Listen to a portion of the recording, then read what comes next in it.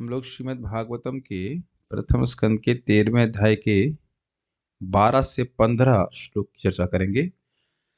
आप लोगों ने 8, 9, 10 और 11 में युधिष्ठिर महाराज के प्रश्न को सुना, जो उन्होंने विदुर जी को तब पूछे जब विदुर जी लौट के आ गए, प्रसाद पाए, विश्राम किए। उसके बाद बड़ी विनय भाव से प्रश्न किए।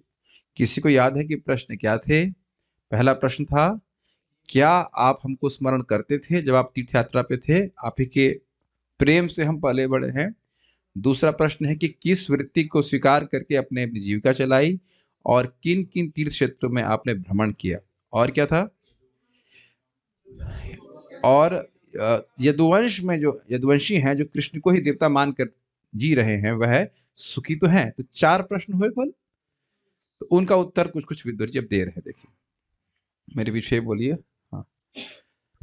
इत्युक्तो धर्मराजेन इत्युक्तो धर्मराजेन सर्वं तत्समवर्णय सर्वं तत्समवर्णयत् यथानुभूतं क्रमशो यथानुभूतं क्रमशो विना यदुकुलक्षयम्। विना यदुकुलक्षयम्। इत्युक्तो धर्मराजेन सर्वं तत्समवर्णय इत्युक्तो धर्मराजेन सर्वं तत्समवर्णयत् यथानुभूतं क्रमशो विना यदुकुलक्षयम्। यथानुभूतं क्रमशो विना यदुकुलक्षयम्। इत्युक्तो धर्मराजेन सर्वं तत्समवर्णय इत्युक्तो धर्मराजेन सर्वं तत्समवर्णयत् यथानुभूतं क्रमशो विना यदुकुलक्षयम्। यथानुभूतं क्रमशो विना यदुकुलक्षयम्। इत्युक्तो धर्मराजेन सर्वं तत्समवर्णय इत्युक्तो धर्मराजेन सर्वं तत्समवर्णयत् यथानुभूतं क्रमशो विना यदुकुलक्षयम्। यथानुभूतं क्रमशो विना यदुकुलक्षयम्। ये बात तो है कि एक श्लोक को भी ठीक से समझने में बहुत बुद्धि लगती है। कौन सा शब्द कहाँ है, कौन सा अभी आगे देखने वाले हैं, कहीं दहार दधार है, कहाँ पे ये है, लेकिन इसमें बहुत रस भी है। चलिए हम आगे इसको पढ़ने का प्रयास करते हैं। आप इसके अनुवाद को देखिए। महाराज युधिष्ठिर द्वारा इस तरह पूछे जाने पर महात्मा विदुर ने क्रमशः सब कुछ कह सुनाया, जिसका उन्होंने स्वयं अनुभव किया था। केवल यदुवंश के विनाश की बात उन्होंने नहीं कही। इसका क्या कारण था, वो अगले श्लोक में सुनेंगे। अन्वय देखिए। इति, इस प्रकार मतलब जब आपने 4 श्लोक सुने, इस प्रकार से युधिष्ठिर महाराज के द्वारा पूछे जाने पर धर्मराजेन उक्तः, धर्मराज से बड़ा अर्थ स्पष्ट है, राजा युधिष्ठिर के द्वारा पूछे जाने पर। धर्मराजेन तृतीय अभिव्यक्ति है। तो अब अगर आप थोड़ा थोड़ा भी संस्कृत जानते हैं, तो अब जब शब्दों को आप देखेंगे तो आपको समझ में आने लग जाएगा कि धर्मराजिन अर्थात धर्मराज के द्वारा, और धर्मराज मतलब युधिष्ठिर महाराज। ज्यादा संस्कृत ना भी जाने, इतना भी जानेगा तो वह परिचित होता चला जाएगा श्लोकों से। इति मतलब इस प्रकार, और अपि का अर्थ कभी कभी क्या भी होता है। तो बहुत संस्कृत ना जाने, इतनी बात समझ में आने लग जाएगी कि श्रीमद् भागवत के श्लोक का सीधा अर्थ क्या है। वो बहुत अच्छा लगता है। और लोग कहते हैं कि याद कैसे किया जाए। जब आपको अर्थ याद रहता है तो आपके लिए याद करना भी आसानी रहती है। हिंदी की बात क्यों आसानी से याद हो जाती है? उसका अर्थ भी समझ में आता है कि नहीं? तो थोड़ा सा अच्छा रहता है।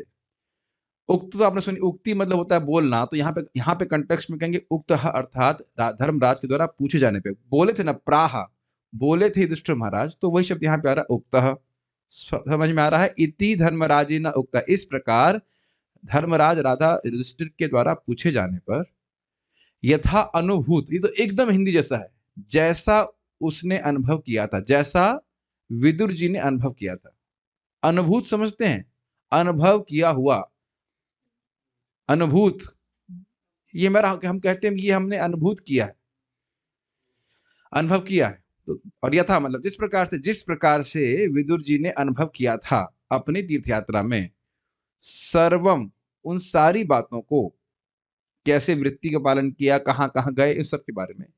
यदुकुलक्षयम बिना, बड़ा स्पष्ट है, यदुकुल के क्षय को छोड़ करके, उस बात को छोड़ करके, यदुकुल के सुख के बारे में पूछा था, उसको छोड़ करके क्रमशः समवर्णित, एकदम हिंदी जैसा है, सम्यक रूप से वर्णन किया, लेकिन क्रमशः, एक के बाद एक ठीक से वर्णन किया। मतलब जैसे मान लो पहले पूछा कि आप हमको स्मरण करते थे कि नहीं, तो वर्णन किया कि किस प्रकार से मैं आपका स्मरण करता रहाऊंगा।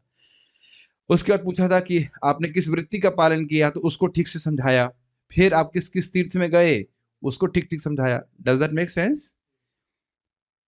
आप मान लीजिए ये शैली है यहाँ पे कि जनरली ऐसा नहीं होता, सामान्यतः ऐसा नहीं हो कि एक प्रश्न करेंगे फिर उसका उत्तर दिया जाएगा। 3-4 प्रश्न एक साथ कर दिए जाते हैं, फिर उसका उत्तर दिया जाता है। आपने कई बार देखा कि नहीं, शौनक ऋषि भी 4-5-6 प्रश्न मतलब छोड़ दिए, उसका एक एक करके उत्तर दे रहे हैं। सामान्यतः ये हमारे संग ऐसा नहीं होता है। सामान्यतः इसलिए बोल रहा हूं क्योंकि नॉर्मल बातचीत में कोई प्रश्न व्यक्ति करता है तो उसका उत्तर देता है, फिर उसका फिर वो प्रश्न करेगा, फिर वो उत्तर देता है। ऐसा होता है कि नहीं? लेकिन आप एग्जाम में जानते हैं कि 20 क्वेश्चन दे दिए जाते हैं, उसको अब क्रम से या क्रम के बिना भी उत्तर देते हैं। तो ये एक विशेष शैली है। आपने देखा, देख पा रहे हैं श्रीमद् भागवत में 4-6 प्रश्न, कभी 10 प्रश्न, कभी 11 प्रश्न एक साथ कर देंगे, उसका एक एक करके उसका उत्तर देंगे। और उस एक एक करने में भी जरूरी नहीं कि वो क्रम से दें, कभी बीच वाले का देंगे पहले, कभी आगे वाले देंगे, ऐसे करके। आपको याद हो कि परीक्षित महाराज के बारे में प्रश्न किया गया था और फिर वही बात शुरू हो गई थी। जब द्वारका भगवान पहुंच गए, उसके बाद फिर से बात शुरू हो गई कि परीक्षित महाराज के बारे में क्या हुआ। आपको अगर याद स्मरण हो, हम लोग बात कर रहे थे, तो वो प्रश्न कहाँ था? चौथे अध्याय में पूछा गया था। तो फिर यहाँ पे आके शुरू हो रहा है, तो थोड़ा उलझ जाती है बातें इस तरह से, लेकिन अच्छा है। तो आप समझ पाए श्लोक का अर्थ? संस्कृत देखिए, इति उक्तो धर्म राजेना, क्या होगा? कोई भक्त बता सकता है क्या? आपने एक मिनट रुक जाओ, इसको संस्कृत नहीं आती, तब तो मैंने ठीक से पढ़ा है। जिनको संस्कृत आती हो तो थाई से बोल देंगे। क्या आप ख्याल संपरी नहीं खा रहे? हाँ, ठीक है, अच्छा। हाँ, कुछ नहीं समझ में आया। इति उक्तो धर्म राजेना, क्या? इनको दीजिए, पीछे वाले तो ऑफिशियल चैंटर को दीजिए। हाँ, इस प्रकार युधिष्ठिर महाराज द्वारा पूछे जाने पर। वेरी गुड, ये अच्छा तरीका है। अब मैं आप लोगों से पूछ लूंगा। अरे ये तो अब यहाँ पर ड्रॉप होना शुरू हो जाएंगे। सर्वम तत्समवर्णयत, वह सब कुछ उन्होंने सम्यक रूप से वर्णन किया। एक मैथ मिस्टेक हो गई यहाँ, में लग रहा है कि अन्वय में तत् शब्द छोड़ दिया मैंने। नहीं है तत्, उन सब बातों को, उन सब मैंने बोलते समय नहीं बोला। तत् मतलब उन सब बातों को। तो सर्वम तत्समवर्णयत, वो जो भी इस प्रकार से युधिष्ठिर महाराज ने पूछा, तत् सब कुछ उन्होंने सम्यक रूप से वर्णित किया। यथानुभूतम, जो उन्होंने अनुभव किया था। और कैसे किया? क्रमशः, क्रम से किया। कुछ छोड़े तो नहीं? कहते हाँ कुछ छोड़ दिया। क्या छोड़ दिया? विना यदुकुल क्षय, यदुकुल के क्षय को छोड़ करके। ठीक है, यह भी उन्होंने देखा ही होगा या समझा होगा। देखा तो नहीं, देखा तो नहीं था विदुर जी ने, लेकिन देखा नहीं था, मैत्रेय मुनि ने इनको बताया था उसको। चलिए हम शुरू करते हैं आगे। इस पे प्रभुपाद जी ने कोई तात्पर्य नहीं दिया है ना, कोई तात्पर्य नहीं। अगला श्लोक देखते हैं। तो अब यहां पे एक सिद्धांत बोला जा रहा है कि क्यों नहीं बोला। भाई जब पूछा उन्होंने कि यदुकुल सुख से हैं, अच्छा एक और बात है, युधिष्ठिर महाराज क्या बुद्धू हैं? वो भूल गए कि मैंने कौन से प्रश्न किए थे? ध्यान नहीं दिए ना हम लोग। आप किसी को 4-6 प्रश्न करें और उत्तर ना दे तो आपको रहेगा ना कि वो उत्तर तो रह गया, वो प्रश्न तो रह गया, वो बताओ ना। हमारे एक भक्त, हम नाम नहीं रखेंगे, लेकिन टेलीग्राम में 5 प्रश्न कर देंगे और मान लो कोई एक प्रश्न का उत्तर नहीं दूंगा तो उसको फिर कॉपी करके फिर पेस्ट करते ये प्रश्न का उत्तर रह गया, फिर से बताइए। अच्छी बात है, कोई दोष नहीं देख रहे, लेकिन कोई भी बुद्धिमान व्यक्ति देखेगा ना कि पूरा पैसा वसूल हो रहा है कि नहीं टीचर से 6 प्रश्न किए तो 6 के 6 उत्तर होने चाहिए। और क्या आप मानते हैं कि वो आखिरी प्रश्न सबसे महत्वपूर्ण था कि यदुकुल वंशी सुख से है कि नहीं? स्वाभाविक सी बात है, यदुकुल वंशी सुख से है कि नहीं, कृष्ण सुख से है कि नहीं, सब बात पूछने वाला था, और वो प्रश्न का उत्तर ही नहीं दिया। इसीलिए देख रहे हैं उसको एकदम हाईलाइट किया गया है पिछले श्लोक में, बिना यदुकुल क्षयम। क्यों? अब यदुकुल का क्षय सुनकर के युधिष्ठिर महाराज तो तुरंत राज्य त्याग देते, तुरंत खड़े खड़े सामने त्याग देते। बिल्कुल कृष्ण चले गए, अब क्या रहे? अब जगत में है ही क्या करने के लिए जो हम यहाँ पे रहे? वो राज्य कर ही रहे थे कृष्ण की प्रसन्नता के लिए। अब कृष्ण का ही तिरोभाव हो गया, भगवान अपने धाम में चले गए, तो अब क्या करना? अगर आपको अभी भी नहीं समझ में आ रहा तो देखिए, कृष्ण ने प्रसाद दे लिया, अब क्या करना है? अब देखते हैं कहीं वहां पे पेंटिंग खराब हो रही है, किसी को हम कुछ करवाएं, कुछ कुछ भी नहीं देखते ना। जब प्रसाद पाते हैं तब भी तो वो कहीं देखते नहीं, नीचे ही देखते हैं, प्रसाद पाया निकल गया खत्म। एक उदाहरण से बोल रहा हूँ कि हम रोज करते हैं नहीं, कोई हमारा प्रसादम हॉल से कोई संपर्क, कोई प्रयोजन तो नहीं रहता, हो गया प्रसाद, चलो ऐसे क्या करना है। माला से भी ऐसे होता है, माला हो गई 16 माला, अब अगले 22 घंटे तक तो देखने की जरूरत है नहीं, है कि नहीं? विरक्ति तो होनी चाहिए। ठीक है कि नहीं? एनी हाउ, बात यह है कि ये जो मुख्य प्रश्न था कि यदुकुल का, कि यदुवंशी क्या सुखी हैं या नहीं, ये बहुत मुख्य प्रश्न था, युधिष्ठिर महाराज का मेन कंसर्न था कहा जाए तो वह क्यों नहीं बोला, उसको यहाँ पे बोला जा रहा है एक सिद्धांत बोल करके। बड़ा अच्छा सिद्धांत है और इसको हम अपने जीवन में भी देखते हैं।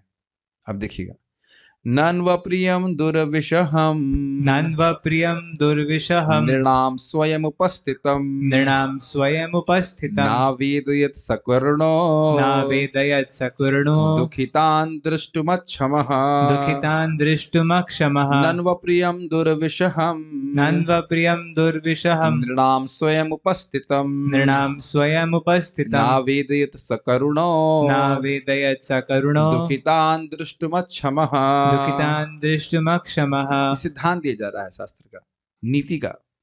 दयावान महात्मा विदुर पांडवों को कभी भी दुखी नहीं देख सकते थे, अतएव उन्होंने इस अप्रिय तथा असह्य घटना को प्रकट नहीं होने दिया, क्योंकि आपदाएं तो अपने आप आती हैं, बुरी खबर अपने आप आ जाती है, उसके लिए प्रयास करने की जरूरत नहीं। ये श्लोक कौन बोल रहा है? वाह, ये श्लोक विदुर जी बोल रहे हैं। बहुत अच्छा, इसीलिए प्रश्न किया, विदुर जी नहीं बोल रहे, ध्यान से सुनिएगा। ये प्रश्न किया गया है सूत गोस्वामी जी के द्वारा, जो नीति जान, ये नीति समझ कौन रहे हैं? रॉन्ग, विदुर जी। ये नीति जानने वाले विदुर जी हैं, लेकिन ये श्लोक बोलने वाले Suta Goswami. I am just want to keep you alert. ये नीति देखिए, आप जानते हैं विदुर जी धर्म में बहुत प्रवीण थे और पांडवों के प्रेमी थे, तो जान रहे हैं कि इस समय अगर ये बोल दूंगा कि यदुकुल का क्षय हो गया है तो उनको बहुत दुख होगा। देखिए, हम लोग अभी भी नहीं समझ पा रहे कि यदुकुल से हमारा कोई प्रेम नहीं है। अभी अपने ही घर में मान लो कोई सुनना कि एकदम से अभी एकदम से सुन लो कि माँ की मृत्यु हो गई है, तो क्लास में बैठना तो बहुत मुश्किल लगेगा, तो प्राय सब लोग रोने लग जाएंगे कि मेरी माँ मर गई या मेरा भाई मर गया। Is it not? अब उससे करोड़ों करोड़ों गुना अधिक प्रेम युधिष्ठिर महाराज के यदुवंशियों के प्रति है, और अब पूरे परिवार का ही विनाश सुन लेंगे तो, परिवार छोटा बोल दिया मैंने, पूरा मान लीजिए वंश का नाश आप सुनेंगे तो कितना दुख होगा। एक एक व्यक्ति का स्मरण होगा कि नहीं, बताइए। वसुदेव जी का, वसुदेव जी नहीं मरे थे, उसमें अलग, सांब और प्रद्युम्न, अनिरुद्ध, सब उसमें शरीर तो नहीं छोड़े थे, लीला थी, लेकिन वो सारा तत्व जानने के बाद भी अब प्रेम तो है ही। क्या आप नहीं जानते हैं कि हमारी माता या हमारे पिता कभी मरने वाले नहीं है? अब मरने के बाद कोई हम साधु लोग थोड़े से कठोर हृदय वाले हो जाते हैं, लेकिन मतलब ज्यादा विवेक हो जाता, ज्यादा विवेक हो जाता, सच्चा विवेक हो जाता तो वही मान लो रोएंगे, लेकिन आप में से कोई नहीं रोएगा आपकी मां मरेंगी तो। अब हो सकता है कुछ लोग बढ़ गए हों थोड़ा ज्ञान में तो नहीं रोए शायद, लेकिन अभी भी बहुत सी लोग हैं जो रोएंगे। और शायद ये भी कोई, हाँ मेरी माँ मर गई, जबकि जब भी आप जानते हो खूब सारी 365 दिन इस क्लास में सुन रहे हैं कि कोई नहीं मर रहा है। परम पूज्य भक्ति, क्या नाम था महाराज का भी, जो नहीं अभी महाराज भक्ति चारू महाराज जब शरीर छोड़ दिए तो उनके शरीर को उधर ले आए गए थे मायापुर में, सब उनका स्मरण हो रहा था, तो भक्ति पुरुषोत्तम महाराज, अब क्या वो तो सन्यासी है कि नहीं? और ऐसा भी नहीं है कि बिल्कुल मतलब जो है कि, लाइक अच्छे सन्यासी हैं, बहुत अच्छे डिवोटी हैं। बर बोलते बोलते रिकॉर्डिंग भी हो रही थी, कहले हम जान रहे हैं, तब तो सब जानते हैं, लेकिन फिर भी ही जस्ट ब्रोक डाउन, रोने लग गए। प्रभुपाद जी के शिष्य कैसा फिलॉसफी नहीं जानते थे, प्रभुपाद जी का शरीर छूटा, प्रभुपाद छोड़े उसको तो रोए, सब लोग रो ही रहे थे। तो ये कहने का आशय ये है कि अब भाव समझने का प्रयास कीजिए, युधिष्ठिर महाराज अत्यंत प्रेमी है यदुवंशियों के, केवल कृष्ण के ही प्रेमी नहीं है। जब ये इधर आते हैं हस्तिनापुर में, यदुवंश के लोग सबको बहुत प्रेम से स्वागत करते हैं, प्रतिदिन नया नया स्वागत हुआ करता था। ये समझ रहे हैं बात, ये उनके लिए असह्य होता कि वह सुनते कि यदुकुल का क्षय हो गया, इसलिए नहीं बोले। ठीक है, अब क्यों नहीं बोले, तो कहने के बाद अब पहले उसको समझ में आ जाएगा। अन्वय से देखिए, ननु मतलब निश्चय ही, ये सर्वविदित है, इसमें कोई संदेह नहीं है। दुखितान दृष्टुम, दुखी जनों को देखने में, दुखितान मतलब जो दुखी हैं, दुखी जनों को देखने में अक्षम, असमर्थ, मतलब लोगों को दुखी नहीं देख सकते। सकरुणा, करुणा युक्त व्यक्ति को, स्वयं उपस्थितम, जो अपने आप उपस्थित हो जाए, और दुर्विषहम अर्थात असह्य हो, अप्रियम हो अर्थात अप्रिय बात हो, ना आवेदयत, उसे व्यक्त ना किया जाए। ये निश्चित बात है कि जो लोग करुणा से युक्त हैं वह दुखी लोगों के को दुखी मतलब दुखी लोगों के दुख को देखने में असमर्थ होते हैं। तो इसलिए स्वयं ऐसी कोई असह्य और अप्रिय बात नहीं बोलेंगे जिससे लोग दुखी हों, क्योंकि ये बात सत्य है कि जो जो बुरी न्यूज़ है वो अपने आप पहुंच ही जाती है। क्या आपने कभी ऐसा देखा है? हमने अभी कोई भक्त मुझे बीच में बोल रहा था कि उनके किसी के रिश्तेदार की मृत्यु हो गई है और उनकी माँ को नहीं बताया गया है। अब मुझे याद नहीं आ रहा कौन बोल रहा था, हमारे ही ग्रुप में कोई था या कौन, तो मुझे भक्त बता रहे थे इस प्रकार से कि उनकी माँ की मतलब किसी की माँ की मृत्यु हो गई है और परिवार के लोगों ने उनको नहीं बताया है। इवेंचुअली तो मालूम चल ही जाएगा, लेकिन शायद ऐसा कुछ था कि उन माँ की स्थिति वैसे ही मेंटली बहुत डिस्टर्ब थी, और बता देंगे तो शायद वह मर जाती है, ऐसे कुछ। और एक बात सुनिए, ये हमारे घर मुझे कान में सुनने में आया, मेरे ही घर के सामने एक व्यक्ति थे और वे 96 साल के थे और जब उनकी मृत्यु हो गई तो उनके बेटे ने सुना, एक मिनट आवाज बढ़ा, अभी आवाज ठीक होगी। तो उनके बेटे ने सुना, वो होंगे मैं 40 का, वो 50 के होंगे मैक्सिमम, आई डोंट नो 50 के होंगे, वाले लेट्स से 56 के होंगे, 55 के होंगे। वो सुना कि पिताजी की मृत्यु हो गई, तो उनकी मृत्यु हुई, उसी घर में थे। मतलब अब 96 साल के वृद्ध व्यक्ति की मृत्यु हुई है, उसमें क्या रोना है बताइए? कोई रोने की बात तो है नहीं। लेकिन फिर भी वह दुखी होकर के ना सिर्फ रोए, अपितु मर ही गए। तो एक प्रैक्टिकल उदाहरण हम देखते हैं इस प्रकार से, ये भी कुछ साल पहले की घटना है। तो ये समझ में आया कि उन्हें क्यों नहीं बोला। वह युधिष्ठिर महाराज को दुखी नहीं देखना चाह रहे थे, जान रहे थे कि ये बात किसी न किसी तरह से अपने इनके पास पहुंची जाएगी, मैं इसका कारण क्यों बनूं। दुखी लोगों को दुखी समझना, अरे भाई, दुखितान मतलब दूसरों को दुखी देखने में असमर्थ ही कहने का। दुखितान, उनका दुख नहीं देखा जाता। क्या आपने ये वाक्य कभी नहीं सुने कि हमसे तुम्हारा दुख देखा नहीं जाता? कभी कभी कुछ लोग ऐसे भी होते हैं जो कहते हैं हमसे तुम्हारा सुख देखा नहीं जाता वो एक अलग बात है। लेकिन अच्छे व्यक्ति का ये इसका हृदय बहुत सॉफ्ट होता है, बस सामने वाले के दुख को देख के ही द्रवीभूत हो जाता है। तो अब विदुर जी तो महान भक्त हैं और युधिष्ठिर से ऐसे ही प्रेम है, अभी तक हमेशा बचाते आए हैं, अब स्वयं उनको दुख में डाल दें, अभी भी नहीं समझ में आ रहा है। पूरा जीवन जिसने दुख से बचाया है वह स्वयं ही महान दुख में डाल दे, जिससे हो सकता है युधिष्ठिर महाराज प्राण ही छोड़ दे। अब तो समझ में आ रहा है कि नहीं आ रहा है? और आप ये सोचिए, अब आप लोग शायद सोच रहे होंगे जब पूछा तब नहीं बताया, है ना? यही सोच रहे हैं ना आप? जिस वक्त प्रश्न किया तभी नहीं बताया। विदुर जी केवल एक दिन नहीं रुके थे, अभी अगले श्लोक में देखिए, कई दिन रुके फिर भी नहीं बोले।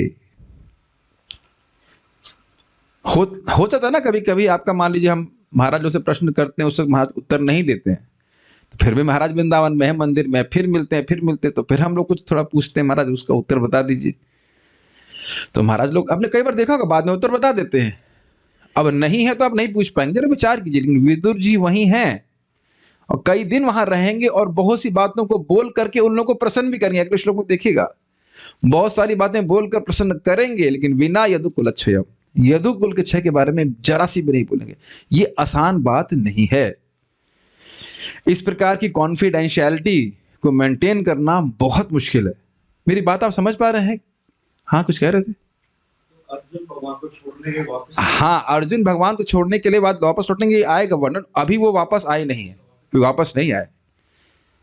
अगर वापस आ गए होते तो यह प्रश्न ही क्यों होता कि यदुकुल यदुवंशी जो है सुख से है कि नहीं। तो आप समझ रहे हैं, जब कोई व्यक्ति प्रश्न कर रहा है, आप विचार कीजिए कि मान लीजिए आप लौट के आए हैं, हाँ मान लो आर्मी में है कुछ, मान लीजिए आप और एक और व्यक्ति आर्मी में है, और मतलब मोहल्ले के व्यक्ति थे, और आप उन माता जी को आंटी आंटी कहेंगे ना, उनको बहुत, आंटी आपसे बहुत प्रेम करती हैं फलान, अब कदाचित उनके लड़के की मृत्यु हो गई है, तो आकर बोलेंगे माता जी आपके लिए बहुत स्पेशल खबर है कि आपका लड़का मर गया?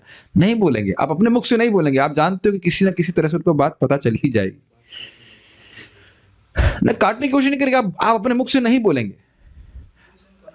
ये थोड़ा इसको संवेदनशीलता को समझिए, कितने संवेदनशील हैं विदुर जी कि नहीं बोले, और एक दिन दो दिन नहीं, कई दिन वहां रहे और उनको सुखी करते रहे अपने प्रवचनों के द्वारा, धर्म के उपदेश के द्वारा। ये नहीं बोले कि यदुकुल का क्षय हो गया। तो बड़ा विशेष श्लोक है, बहुत इंटरेस्टिंग। ठीक है, कारण यही था कि वह बहुत दयावान थे और स्वाभाविक रूप से युधिष्ठिर के प्रति, युधिष्ठिर और सभी के प्रति वह करुणा से युक्त। संस्कृत देखिएगा,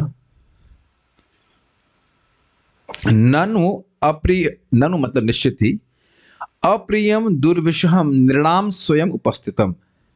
ननु मतलब ये निश्चित बात है, होता ही ऐसा, अप्रिय जो अच्छा ना लगे, दुर्विषह और जो सहन भी ना हो। मानो कोई चीज अप्रिय हो लेकिन सहन हो जाए, मैं कहूं कि आपका 500 रुपये गिर गया, ठीक है, अप्रिय लगेगा लेकिन सहन कर लेंगे। लेकिन अप्रिय और असह्य बातें नृणाम इंसानों के सामने स्वयं उपस्थित हो जाती हैं। एकदम हिंदी जैसा है कि नहीं? एक कोई बोलता है संस्कृत मतलब हिंदी में बिंदी लगा दी स्वयं उपस्थित और मौ लगा दिया तो संस्कृत बन गई, है ना? निर्णाम तो समझ रहे हैं, मतलब इंसान निर्णाम स्वयं उपस्थित, वो अपने आप आ जाती हैं। क्या आपने ऐसा अपने जीवन में अनुभव किया है कि बुरी खबरें अपने आप आ जाती हैं? तो ये एक नीति है, ये होता ही ऐसा। ना आवेदयत, उसको नहीं बोलता है, व्यक्त नहीं करता है। कौन नहीं करता है? सकरुण, जो करुणावान है। क्यों नहीं करता है? क्योंकि दुखितान दृष्टुम अक्षमः, वह लोगों के दुख को देखने में समर्थ नहीं होता है। वैसे एक बहुत बड़ी हमको नीति प्राप्त हो रही इसमें कि मानो मैंने श्री इष्ट कृष्ण प्रभु की बुराई करी रामकृष्ण प्रभु से, तो रामकृष्ण प्रभु का कर्तव्य ये नहीं कि आपको आकर के बताएं, आपको पता है कि वो क्या बोल रहे थे आपके बारे में, क्योंकि अपनी बुराई किसी को अच्छा नहीं लगता है। सही करेक्शन अच्छा नहीं लगता, और झूठा तो बिल्कुल नहीं बोलना चाहिए। कुछ समझ रहे हैं? हम लोग सोच रहे हैं कि बहुत अच्छी बात बोल रहे हैं कि जो सामने वाला बोल रहा था उसकी बुराई आप उसके सामने कर दें, वो अच्छा खासा भजन कर रहा होगा, जप कर रहा होगा, उसका पूरा माइंड डिस्टर्ब हो जाएगा। कई बार मैं टेलीग्राम पे भक्तों को बोलता हूँ, भाई कोई मेरे बारे में नेगेटिव बोल रहा है उसका स्क्रीनशॉट भेज करके मेरे पास मत भेजिए अच्छा खासा भक्ति मैं भी इंसान ही हूँ, इतना कि व्यक्ति ये गाली कह रहा है, ये कह रहा है, क्या बताना मेरे को बताइए, उसको डिलीट करिए, खत्म करिए, अपने लेवल पे उसको खत्म कर देना चाहिए, मेरे क्यों बता रहे हैं ऐसा हुआ है आप लोग संग कभी? ये मेरे शब्द नहीं है, परम पूज्य राधा कुंज महाराज बता रहे थे, मानो आपने किसी की निंदा सुनी तो गले तक रखो, अंदर मत लेके जाओ, और जिसकी सुनी उसके मुंह में मत बताओ क्योंकि प्राय तो लोग अंट बोलते रहते हैं कुछ भी, है कि नहीं? तो ये कोई बहुत, अब आप देख रहे हैं कि हमारे लिए कितना मुश्किल है, किसी व्यक्ति को बुरी खबर देना कितना मुश्किल है। जैसे मान लो आपका एग्जाम्पल आप देखे होंगे, जीवन में देखे होंगे, मान लो आप कहीं पे बोर्ड का क्या कहते हैं उसको, बोर्ड का रिजल्ट देखने गए 10th का बोर्ड का रिजल्ट होता है ना, और मानो कोई फेल हो जाए तो 6 आदमी आके बताते हैं अरे ये तो फेल हो गए आपने देखा है कि नहीं कितनी बार बोलते हैं। और मान लो उसका क्या कहते हैं फर्स्ट आया तो बहुत उतना शायद ना बोलते हैं, लेकिन फेल होने पे 6 आदमी बोलेंगे अरे तुम फेल हो गए तुम फेल हो गए। अब वो हो सकता है उसके लिए दुर्विषय और असहन दुर्विषय और अनप्रिय ना हो, पहले से पता होगी, ये तो भविष्यवाणी हमको पहले से पता थी, लेकिन नहीं करता ऐसा। तो ये नीति बहुत सिंपल लग रही है, लेकिन आप देखेंगे कि हमारे लिए इसको अप्लाई करना कितना कठिन है। आपको पता है, उसके बाद फिल इन द ब्लैंक्स। आपको पता है कि इस व्यक्ति के बारे में ऐसा हुआ, ऐसा हुआ, वैसा हुआ, ऐसा, वाह वाह वाह। देख रहे हैं कि रहस्य को पचाने की क्षमता कितनी कम है हम सब में। ये इतना आसान नहीं है। देखो मैं आपको एक बात कह रहा हूं, किसी से मत कहना। बस फिर वो दूसरे से कहेगा आपको पता है, किसी से मत कहना, आपको बता रहा हूँ। फिर उसके बाद ऐसे करते करते और उसमें मसाला भी लगना शुरू हो जाता है, और आगे जा करके जो बात छोटी सी होती थी बहुत बड़ी हो जाती है। मुझे याद है कि हमारे यहाँ पे एक, आप लोग गोविंद निवास के सामने एक गोबर गैस प्लांट था, उसमें कोई 10 लाख का बना होगा, तो मेरे कान में सुनने आया कि 30 लाख रुपए बर्बाद कर दिए उसके ऊपर। हमने कहा भाई बिल तो 10 लाख का था, 20 लाख आपने दिए ना, क्या कहाँ से लोग जोड़ना चालू कर देते। मुझे हंसी आती है इस पे। हमने एक तुलसी साहब देखे बनाए हुए, 50,000 रुपए का मार्बल खरीदे और लोग हल्ला कर दिए मैनेजमेंट के ऊपर, कुछ लोग हल्ला कर दिए कि इन्होंने 50,000 रुपए का मार्बल बर्बाद कर दिया। तो हमने कहा 50,000 रुपए का तो मार्बल का बिल ही है, 5,000 रुपए का बच गया तो कोई बड़ी बात नहीं है। तो सब लोग अच्छा ही बात सही, जब बिल ही 50,000 रुपए का है तो यह न्यूज की 50,000 रुपए का मार्बल बर्बाद की तो गलत है ना, मार्बल तो लगा हुआ देख रहे ना। I was just laughing. हमने कहा भाई, और हल्ला कर देता है लोग, रूमर्स पे रूमर्स। तो हमारा तो काफी अनुभव है मैनेजमेंट में करना, मतलब बहुत सारा रहता है। तो हद है। एनीवेज, तो ये नहीं कहना चाहिए, ठीक है। श्रीधरी 1:13 विदुर जी ने पांडवों को यदुकुल के क्षय की बात को नहीं सुनाया, उसका कारण नन्व प्रियम इत्यादि के द्वारा बतलाया गया। नियम यही है कि जो व्यक्ति करुणा युक्त हो उसको चाहिए कि वह स्वयं ज्ञात हो जाने वाली असह्य अप्रिय घटना को न बतलाए। अच्छा, एक बात ध्यान रखिए, महाराज पे बहुत अच्छी तरह से बता रहे थे कि देखिए, हर व्यक्ति आध्यात्मिक, आदि भौतिक, आदि दैविक कष्टों से जूझ ही रहा है निरंतर, है ना। अब उसको बुरी बात बोलकर और कष्ट देने से क्या होगा बताओ। वैसे ये युधिष्ठिर महाराज पे नहीं घटित होगा क्योंकि वह दुखी नहीं है इस तरह से, लेकिन सामान्यतः सब दुखी है कि नहीं। अब अच्छा खासा अशांति से व्यक्ति बैठा हो, उसको कुछ नेगेटिव बोल देना, वो बहुत दुखी हो जाता है। हम तो सुने हैं, जो गृहस्थ लोग हैं वो जानते होंगे अधिक, कि प्राय जो पत्नी होती है वो तब बोलती है जब खाना खा रहा होता है। अब पता नहीं ऐसा होता है कि नहीं, कुछ लोग हैंड्स रेज करना चाहेंगे कि नहीं, मुझे पता नहीं बोलती हैं। माता जी लोग तो नहीं बोलेंगे, हम तो कभी कुछ नहीं बोलते हैं, लेकिन प्राय पति खाना खा रहा होता है तभी कुछ बोलती हैं, आज ये नहीं था, आज ये कमी हो गई, आज ये है वो है। हम तो भाई जो पति लोग हैं वो बताए हैं, माता जी लोग तो कैसे बताएंगे, क्यों बताएंगे। लेकिन ये जनरल टेंडेंसी, अब कहाँ बच के खाना छोड़ के तो जाएगी नहीं।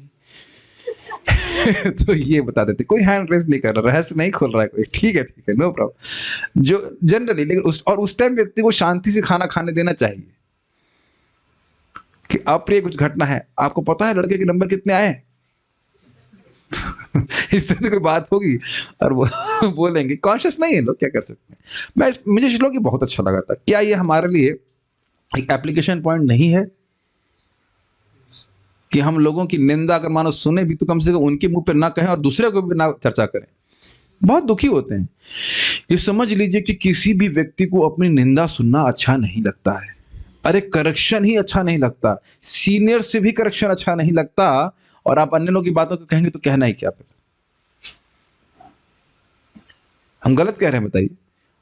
आप किसी को देखिएगा, थोड़ा सा बोले ना, जैसे महाराज जी बोल रहे थे ना कि वक्ता जो है चाहते हैं कि बाद में कोई बोले कि अच्छा प्रवचन था ये वो, और आप जरा सा एक करेक्शन कुछ दे दीजिए जो शास्त्र उचित भी है, तो भी वो स्वीकार नहीं करना चाहता। कोई नहीं करना, इस जगत में आप देखिए कोई करेक्शन स्वीकार नहीं करना चाहता। बहुत रेयर कोई होगा जो कहेगा कि मैं, हाँ आपने हमको सही बताया, बहुत रेयर कोई ऐसा होता है। एनीहाउ, और ये निश्चित सी बात है कि बुरी घटना अपने आप ज्ञात हो जाती है। विदुर जी पांडवों को दुखी देखने में असमर्थ थे, कारण बड़ा स्पष्ट है, अत्यंत प्रिय थे पांडव उनको, इसलिए उन्होंने यादवों के विनाश रूपी असह्य अप्रिय बात पांडवों को नहीं बतलाया। स्पष्ट है, तात्पर्य देखिए, नीति शास्त्र के अनुसार ऐसा अप्रिय सत्य नहीं कहना चाहिए जिससे अन्यों को कष्ट हो। भगवान भी गीता में कहते हैं, वाणी की तपस्या में, अनुद्वेग करम वाक्यम सत्यम अप्रियम चयत। ऐसा वचन नहीं बोलना चाहिए जिससे दूसरे व्यक्ति को उद्वेग हो, और निकल के आ बाहर दिखाता हूं तेरे को। अरे आपको वही नहीं, आपने सुना नहीं ऐसे शब्द, घबराई मत, तो करे ड्रामा कर रहे। ऐसा होता है कि नहीं, थोड़ा झगड़ा हो जाए, आओ जेल के बाहर आता दिखाता हूं तेरे को, अब व्यक्ति घबरा जाएगा, क्या होना है, कुछ लोगों को तो इसी मजा आता है कि 2-4 लोग को उद्वेग दे देंगे, आप देखेंगे कुछ लोग की ये मतलब साधना रहती है कि कुछ आओ बाहर आओ दिखा देंगे, ये कर दूंगा वो कर दूंगा। तो उद्वेग नहीं देना चाहिए, ये भगवान की आज्ञा है कि उद्वेग नहीं देना चाहिए। जानते नहीं मैं कौन हूं, क्या कर सकता हूं, ऐसे करके बोलते हैं। और आगे क्या बोलते हैं, सत्यम अप्रियम चयत, सत्य बोलना चाहिए लेकिन अप्रिय ना लगे। तो यहां सत्य भाषण करने के बजाय चुप ही रहे, वो नहीं बोले क्योंकि बहुत बुरा लगता है उनको। विपदा सदैव प्रकृति के नियमानुसार स्वतः आती ही है, अतएव इसका प्रचार करते हुए उसे अधिक उभारना नहीं चाहिए। और न्यूज़पेपर क्या करता है, कोई कहता है न्यूज़पेपर हमें क्यों नहीं पढ़ना चाहिए, दुनिया भर का जो भी अप्रिय हुआ है वो सब वहां प्रस्तुत हो जाता है। विदुर जैसे दयावान व्यक्ति के लिए विशेष रूप से प्रिय पांडवों के साथ व्यवहार करते हुए यदुवंश के विनाश जैसी अप्रिय घटना को उद्घाटित करना प्राय असंभव था, इसलिए उन्होंने जानबूझकर ऐसा नहीं किया। अब यह क्यों कह रहे हैं कि प्राय असंभव था, बताइए इस लाइन में क्या आपको समझ में आ रहा है? क्यों विदुर के लिए इस अप्रिय घटना को बोलना प्राय असंभव था? क्योंकि प्रेम था और वह स्वयं दयावान थे, अर्थात सामान्यतः भी वह किसी को दुखी देना चाहते। इसमें कैमुत्य न्याय भी हो रहा है।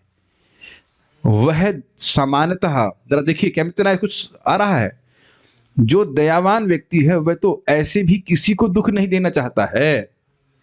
अब युधिष्ठिर महाराज और अन्य तो अत्यंत प्रिय थे, उनको विदुर जी जैसा महान दयावान व्यक्ति महाभागवत कैसे दुखी कर सकता है, वो भी अपने वचनों से। देखिए कभी कभी हम लोग समझ नहीं पाते लेकिन वचन से बहुत दुख होता है, ठीक है ना। और लोग याद कर कर के दुखी होते। मैं कोई आपको विनोद में उदाहरण बताऊं, एक हम डिवोटी हैं, माता जी हैं, मतलब मेरी माँ की उम्र की होंगी, almost like let's say 65 something. तो हम लोग प्रसाद पा रहे थे, बता रही थी उदाहरण देकर कि मैं जब शादी होके आई, खाना बनाने बहुत एक्सपर्ट है माता जी, तो मैंने हलवा बनाया और मेरी सासू ने बहुत अच्छा बना, और मेरी सासू ने बोला अरे माल डाला है तो अच्छा बनेगा ही। अब बताइए 30-35 साल बाद भी उनको याद है कि जब शादी होके आई थी तो ये हुआ था और हलवा बनाया था और ये बोला था, अरे एग्जैक्ट जैसे लग रहा है कल की ही घटना हो। बताइए अब समझ में, अब 30-40 साल पहले आपको किसी ने थप्पड़ मारा हो, याद नहीं रहता, नहीं याद रहता, लेकिन कुछ शब्द बोल दिया है तो याद रहता है। तो जो फिर वही बात बोलूंगा, इससे जिसे इतना प्रेम करते हैं उनको इतने अधिक दुख में कैसे डाल देंगे? कितना दुख, जो उनके लिए प्राण घातक हो सकता था वो प्राण ही त्याग देते। Try to understand this.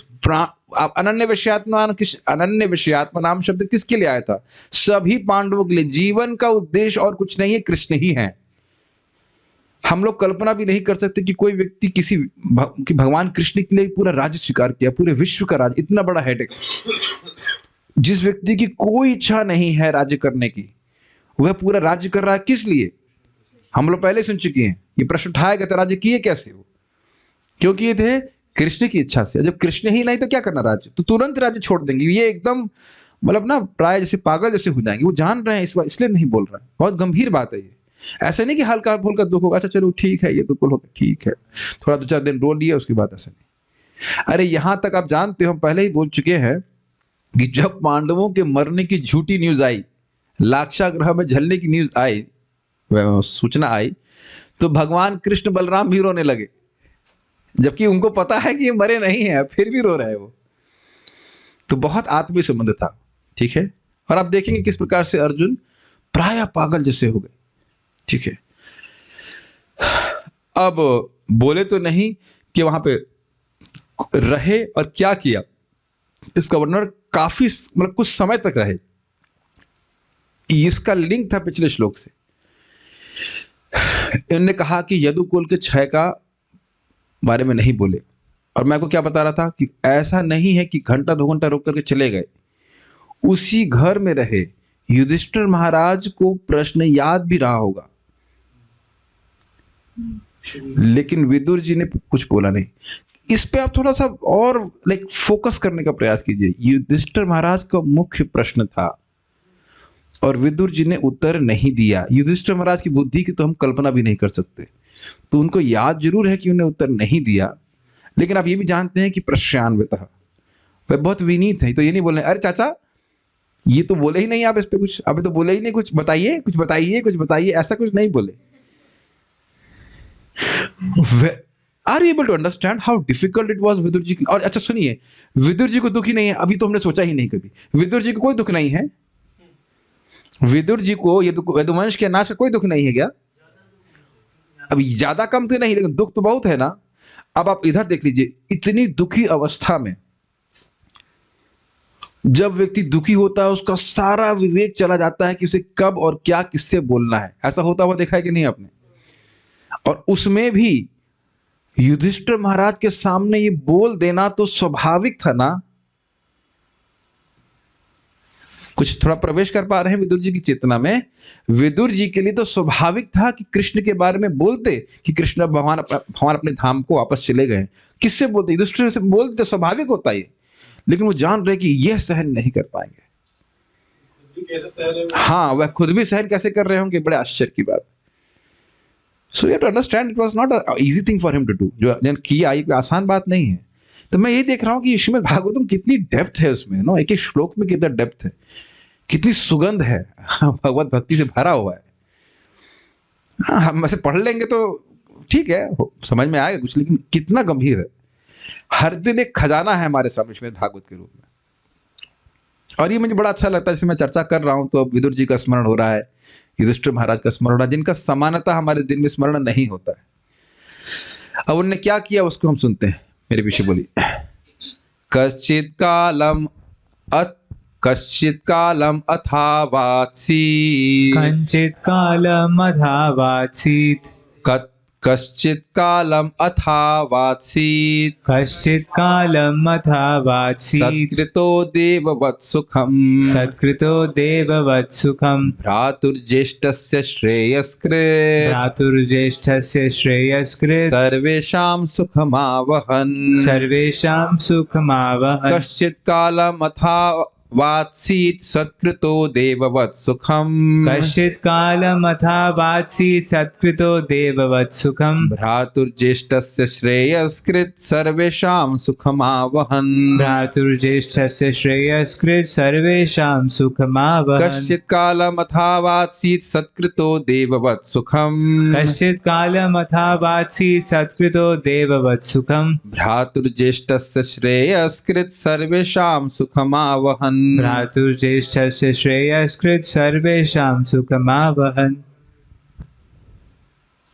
इस प्रकार अपने कुटुंबियों द्वारा देवतुल्य सम्मानित होकर महात्मा विदुर कुछ काल तक अपने बड़े भाई की मनोदशा को ठीक करने के लिए तथा इस प्रकार अन्य सबों को सुख देने के लिए वहां पर रहते रहे। बहुत अच्छा तात्पर्य प्रभुपाद जी का इस पे। पहले अन्वय देखिए। अथ शब्द दिखेगा भी। अथ मतलब इस प्रकार, देववत, देवी व्यक्ति के समान, यानी देवता के समान। देववत तो बड़ा स्पष्ट समझ में आ रहा, जैसे देवता को, जैसा देवता के समान। सुखम सत्कृतः, सुविधाओं से सम्मानित होने पर, देवता के द्वारा सम्मानित, देवता के समान युधिष्ठिर महाराज के द्वारा सम्मानित होने पर, ज्येष्ठस्य भ्रातुः, ज्येष्ठ बड़ा स्पष्ट है, बड़े, इसी से हिंदी शब्द है जेठ, ज्येष्ठ से है, बड़े भाई का श्रेयस्कृत, श्रेय करने के लिए। अर्थात देखिए, श्रेय का अर्थ आप जानते हैं, श्रेय और प्रेय। प्रेय मतलब इमीडिएट, तुरंत आपको क्या अच्छा लग रहा है, और श्रेय मतलब आगे आपके भविष्य का कल्याण क्या होगा। तो श्रेयस्कृत मतलब अपने बड़े भाई का कल्याण करने के लिए, यानी मुख्य रूप से विदुर जी का क्या प्रयोजन था, धृतराष्ट्र का उद्धार करने के लिए। तो अपने बड़े भाई का उद्धार करने के लिए, और सर्वेषाम सुखम आवम, सबों के सुख को संभव बनाते हुए। अर्थात हो ये रहा था कि वे अपने भाई को उपदेश दे रहे थे अपने भाई को उनका श्रेय कराने के लिए, लेकिन अन्य सब लोग भी विदुर जी के प्रवचन को सुनते, तो उससे सबको सुख मिलता है। भगवान के बारे में बात करते तो उससे सबको सुख प्राप्त होता है। समझ में आ रहा है? मुख्य प्रयोजन क्या था? धृतराष्ट्र का उद्धार करने के लिए, लेकिन अन्य, जब कृष्ण कथा कर रहे हैं तो अन्य लोगों को भी सुनने को मिलता था, तो वह भी सुखी होते। अब विदुर जी की भागवत क्लास को तो फिर आप क्या कह सकते हैं, ठीक है। ये आप देखेंगे कि अच्छी बातें, नीति की बातें सुनना अच्छे लोगों को अच्छा लगता है। हम बहुत बार आप देखेंगे कि भगवत गीता में जो लिखा है उसका पालन नहीं कर पाते हैं, लेकिन सुनने में बहुत अच्छा लगता है। अच्छे लोगों को अच्छा लगता है, मतलब हर चीज़ तो आप पालन नहीं कर पाओगे, लेकिन आज भी हम जो कुछ नीति सुन रहे हैं तो अच्छा तो लग रहा है सुनने में ना। ये बहुत बड़ी बात है, ये आसान बात नहीं कि अच्छी बातों को सुनना भी अच्छा लगे। Does it make sense? ठीक है। ये किस प्रकार से सुख सुख दे रहे थे, समझ में आ रहा है आप लोगों को? कृष्ण की कथा करते जिससे श्रेय की प्राप्ति होती, किसके लिए? किसको? धृतराष्ट्र को। उनका ज्ञान नष्ट होता तो उसको अन्य लोग भी सुनते, तो वह उन किस प्रकार से सभी के सुखों को संभव बना रहती। यही शब्द हम लोग दामोदर लीला में सुन चुके हैं, प्रीति मावहन। भगवान कृष्ण विभिन्न प्रकार की बाल लीला करते और इस प्रकार से सभी ब्रजवासियों की प्रीति को लेके आते। आवाहन मतलब लेके आते, संभव करते। ठीक है, बनाते हुए मतलब इस प्रकार से करते हुए कश्चित कालम, कुछ समय तक अवात्सीत विदुर जी हस्तिनापुर में ही रहते रहे। तो ये स्वाभाविक सी बात है कि वह अपने कोई भोग प्राप्त करने के लिए वहां पे नहीं थे, धृतराष्ट्र का उद्धार करने के लिए और अन्य को सुख देते हुए वहां पे विद्यमान रहे। संस्कृत देखिए, कश्चित कालम अथा आवात्सीत, कुछ समय तक इस प्रकार विदुर जी वहां रहे। किस प्रकार रहे? तो कह रहे सत्कृतः देववत् सुखम, उनका वहां पे देवता के समान सत्कार किया जा रहा था। क्या प्रयोजन था वहां पे रहने का? भ्रातुर ज्येष्ठस्य श्रेयस्कृत, क्या वह सत्कार प्राप्त करने? अच्छा, ओ समझ में आया, सत्कार प्राप्त करने के लिए रुके वो? तो नहीं, किस लिए रुके फिर? कह रहे हैं भ्रातुर ज्येष्ठस्य श्रेयस्कृत, अपने बड़े भाई का श्रेय करने के लिए रुके। तो उन्हीं का श्रेय कर रहे थे कि कुछ और लोग की मदद करते थे? कहते नहीं, सर्वेशाम सुखम आवाहन, सभी के सुख को ढो करके ला रहे थे, संभव बना रहे थे कृष्ण कथा की चर्चा करके। प्रभुपाद इसको बड़ा क्लियर करेंगे कि कैसे सुख प्रदान कर रहे थे। श्लोक समझ में आ गया? ठीक है, उम्मीद है कि आ गया। अभी तो हम लोगों ने कृष्ण की ओर की चर्चा शुरू करी है। मेरा सपना है कि एक दिन भक्त लोग श्रीमद् भागवतम की भी चर्चा आपस में करें, बड़ा अच्छे से समझ में आ जाएगा। चलिए ठीक है, अन्वय हो गया, अनुवाद हो गया। श्रीधरी, धृतराष्ट्र को आत्म कल्याणकारी विषयों का उपदेश देते हुए विदुर जी हस्तिनापुर में निवास किए। ठीक है, ये बात समझ में आ गई। उनका श्रेय कैसे हो रहा है? भगवान की भक्ति के बारे में बात करने से। स्पेशली भक्ति सिद्धांत सरस्वती ठाकुर जी का बड़ा सुंदर कमेंट है, भागवत कथा is the only thing which is auspicious for the जीवस इन दिस वर्ल्ड। भगवान की जो कथा है वही कल्याण करने वाली है, वही मंगल करने वाली जीवों की। निर्णाम परम मंगलम, बड़ा अच्छा उन्होंने शब्द बोला। और कहा कि एक विदेशी व्यक्ति थे, वह उनसे कृष्ण के बारे में पूछते तो उनको वो बड़ा प्रसन्नता होती और कहते कि जो कोई भी व्यक्ति कृष्ण कथा में रुचि रखता है वह हमारा मित्र है। बहुत अच्छा, वो जो इसको डायलॉग्स ना अनस्पोकन अनकॉमन डायलॉग्स में लिखा हुआ था, बड़ा अच्छा इसमें लिखा था तात्पर्य। अगर आप लोग को याद हो तो प्रभुपाद जी इंट्रोडक्शन में, भागवत के इंट्रोडक्शन में लिख चुके कि हमारा अत्यंत आग्रह है कि श्रीमद् भागवत के सिद्धांतों को पूरे विश्व में स्थापित किया जाए। अगर आप लोग को याद हो, लास्ट के सेक्शन में प्रभुपाद जी लिखते हैं, तो उसमें कोई संदेह नहीं है कि प्रभुपाद जी के ग्रंथों को हम पढ़ते हैं तो प्रभुपाद जी हमसे प्रसन्न होंगे। बारंबार हम सुनते हैं वैष्णव की कृपा हाथ से नहीं निकलती है। समझ रहे हैं? उनकी कृपा अवेलेबल है, क्या ग्रंथ में नहीं है, भागवत में नहीं है, सब है, लेकिन हमें थोड़ा प्रयास करना पड़ेगा तो कृपा अवेलेबल है। तात्पर्य, विदुर जैसे महात्मा पुरुषों का सत्कार स्वर्ग के निवासियों जैसा होना चाहिए। अब एक बहुत सुंदर बात, बहुत सुंदर तात्पर्य प्रभुपाद इसको ओपन किए हैं। अब एक आपसे कहें कि भाई स्वर्ग के निवासी आपके घर में आए तो जैसा आप उनका सत्कार करते हो वैसा सामने वाले व्यक्ति करना चाहिए, तो प्रश्न तो ये आएगा कि हमारे घर में तो कभी स्वर्ग के निवासी आए ही नहीं, तो हमें कैसे मालूम हो कि हम स्वर्ग के निवासियों का सत्कार करें? कैसे करें? ये प्रश्न बनेगा ना। मैं कहूं कि भाई श्री इष्ट कृष्ण प्रभु जैसे आपके घर में प्राइम मिनिस्टर आए, प्राइम मिनिस्टर आते हैं तो उनकी सेवा करते हो, वैसे तो दूसरे भक्त आ रहे उनकी सेवा करो। तो प्रश्न ये बनेगा हमारे घर में प्राइम मिनिस्टर आए कब? बड़ा सुंदर बात यहां से ध्यान रखिएगा। अब प्रभुपाद की तात्पर्य को देखिए। उन दिनों स्वर्ग के निवासी महाराज युधिष्ठिर जैसे लोग घर में आया करते थे। कुछ लगा स्पेशल बात? कितना सुंदर ब्रिलियंट तात्पर्य प्रभुपाद जी का है। और कभी कभी अर्जुन जैसे व्यक्ति स्वर्गलोक की यात्रा किया करते थे। कितने समर्थ व्यक्ति होंगे। अब आप समझ लीजिए कि युधिष्ठिर महाराज कितने समर्थ है। अब अभी भी नहीं समझ में आ रहा तो ये बताइए किसके घर में इंद्र जी आए थे आपके यहाँ? इंद्र आए, वहां हो सकता है किसी किसी माता जी पे दुर्गा जी आ गई हो। आपने सुना है गांव में या शहर में भी कभी कभी पत्नी के ऊपर दुर्गा जी आ जाती है। मतलब आती तो नहीं होंगी लेकिन ऐसा कुछ ड्रामा करते हैं तो पता लगा पति ही पत्नी के पांव छू रहा है कि दुर्गा जी के पांव छू रहा है। सुना। और नवरात्रि में प्राय ऐसा होता है, आपने देखा ऐसा? हम देखे तो नहीं है लेकिन वो हा करना शुरू कर देगी और सब लोग मानने लग जाएंगे कि वे दुर्गा जी आ गई, दुर्गा जी आ गई। और पति खुद पत्नी के पांव छूता है कि दुर्गा जी के पांव छू रहे। तो भाई इस तरह से आने की बात नहीं हो रही है। बात हो रही वास्तविक ऐसे हमारे दरवाजे से कोई आ रहा। इस प्रकार से स्वर्ग के देवता आया करते थे। आश्चर्यजनक बात है, इज इट नॉट? आपने सुना राजसूय युग में शिव जी भी आए थे, ब्रह्मा जी भी आए थे, सब लोग आए थे। तो नारद तो ऐसे अंतरिक्ष यात्री हैं जो बिना रोक टोक के न केवल भौतिक ब्रह्मांडों में अपितु आध्यात्मिक लोकों में भी विचरण कर सकते हैं। इस पे थोड़ा विचार कीजिए। पहले इसको पढ़ता हूं। नारद भी महाराज युधिष्ठिर के महलों में आते जाते थे तो फिर अन्य देवताओं के विषय में कहना ही क्या। अब आप जरा थोड़ा विचार कीजिए। ऐसा व्यक्ति से आप श्रीमद् भागवतम सुन रहे हो जिसके बारे में आपको पता है कि वो अभी वैकुंठ से आए, आधे घंटे पहले वो वैकुंठ में थे। अब समझ में आ रहा है क्या ये बात हम झूठ बोल रहे हैं? 7वां स्कंद में युधिष्ठिर महाराज के राजसूय युग में कौन बोल रहा है? नारद जी बोल रहे हैं। क्या उनको नहीं पता है कि वे वैकुंठ में जाने में समर्थ है जब चाहें? अब सोच लीजिए युधिष्ठिर महाराज कितने विशेष हैं। भगवान कृष्ण तो हैं ही उनके पास, लेकिन ये सोचने वाली बात है ना। Is it not amazing? तो अब जब वैकुंठ, भाई इंद्र तो क्षमता नहीं है कि वो वैकुंठ जाएंगे। जो वैकुंठ में घूमने वाले पार्षद सामने बैठकर क्लास दे रहे हैं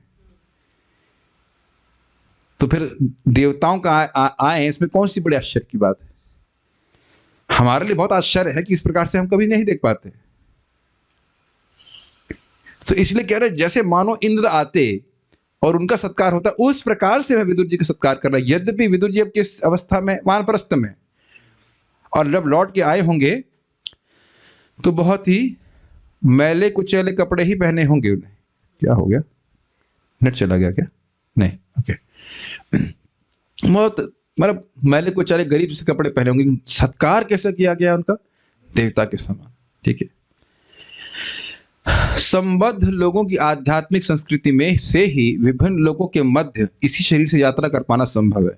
इसी शरीर से मतलब जो लोग उन्नत हैं जैसे कि अर्जुन है, वो मंत्र के बल के ऊपर स्वर्ग में जा सकते हैं। अतएव महाराज युधिष्ठिर ने, एक मिनट होल्ड कीजिएगा, अगर उस कथा को आप सुनेंगे जिसमें ब्राह्मण आया था द्वारका में और वो कह रहा था कि मेरे बच्चे मर रहे हैं, कोई बचा नहीं रहा है, तो अर्जुन ने संकल्प लिया था। और अर्जुन जब अगले साल फिर जब ब्राह्मण का बच्चा मर गया तो अर्जुन पूरे ब्रह्मांड में छान लिए, पूरा ब्रह्मांड छान लिया उनने अपनी शक्ति पर। इतना शक्ति थी, केवल इंद्रलोक नहीं, आप देखिएगा पढ़ेगा, ब्रह्मलोक तक सब छान दिया कि कहाँ है लड़का। अरे इसी एक पृथ्वी में एक व्यक्ति को छानना कितना कठिन है बताइए। कहीं मान लो जंगल में फेंक के आ गया हिमालय के, तो आप ढूंढते बैठेंगे। इसे कह रहे हैं गौशाला में भी ढूंढना के लिए बड़ा मुश्किल हो जाएगा किसी का बच्चा। नहीं, ये हो चुका है। एक हमारे घर रिश्तेदार आए हुए थे, उस दिन गो पूजा थी, तो उनका बच्चा यहीं फेस्टिवल में कहीं खो गया, पागल जैसे घूम रहे हैं इधर से उधर। गौशाला में नहीं मिल गया बाद में बच्चा, गौशाला में नहीं मिलेगा। सही कह रहे हैं, कुंभ मेले में बच्चे खो जाते नहीं मिलता। उस बच्चे को ब्रह्मलोक तक खोज के आ गए, वहां भी नहीं मिला। फिर वो जानते हैं ब्रह्मांड के बाहर भगवान कृष्ण को लेके जाते हैं। तो अब कितने समर्थ व्यक्ति अर्जुन है। That's too far out, is it not? Brahmalok चले जाना और कुछ क्षणों में ही ब्रह्मलोक छान लेना। अब कितने ग्रह हैं, जरा विचार कीजिए, कितने ग्रह हैं इस ब्रह्मांड में।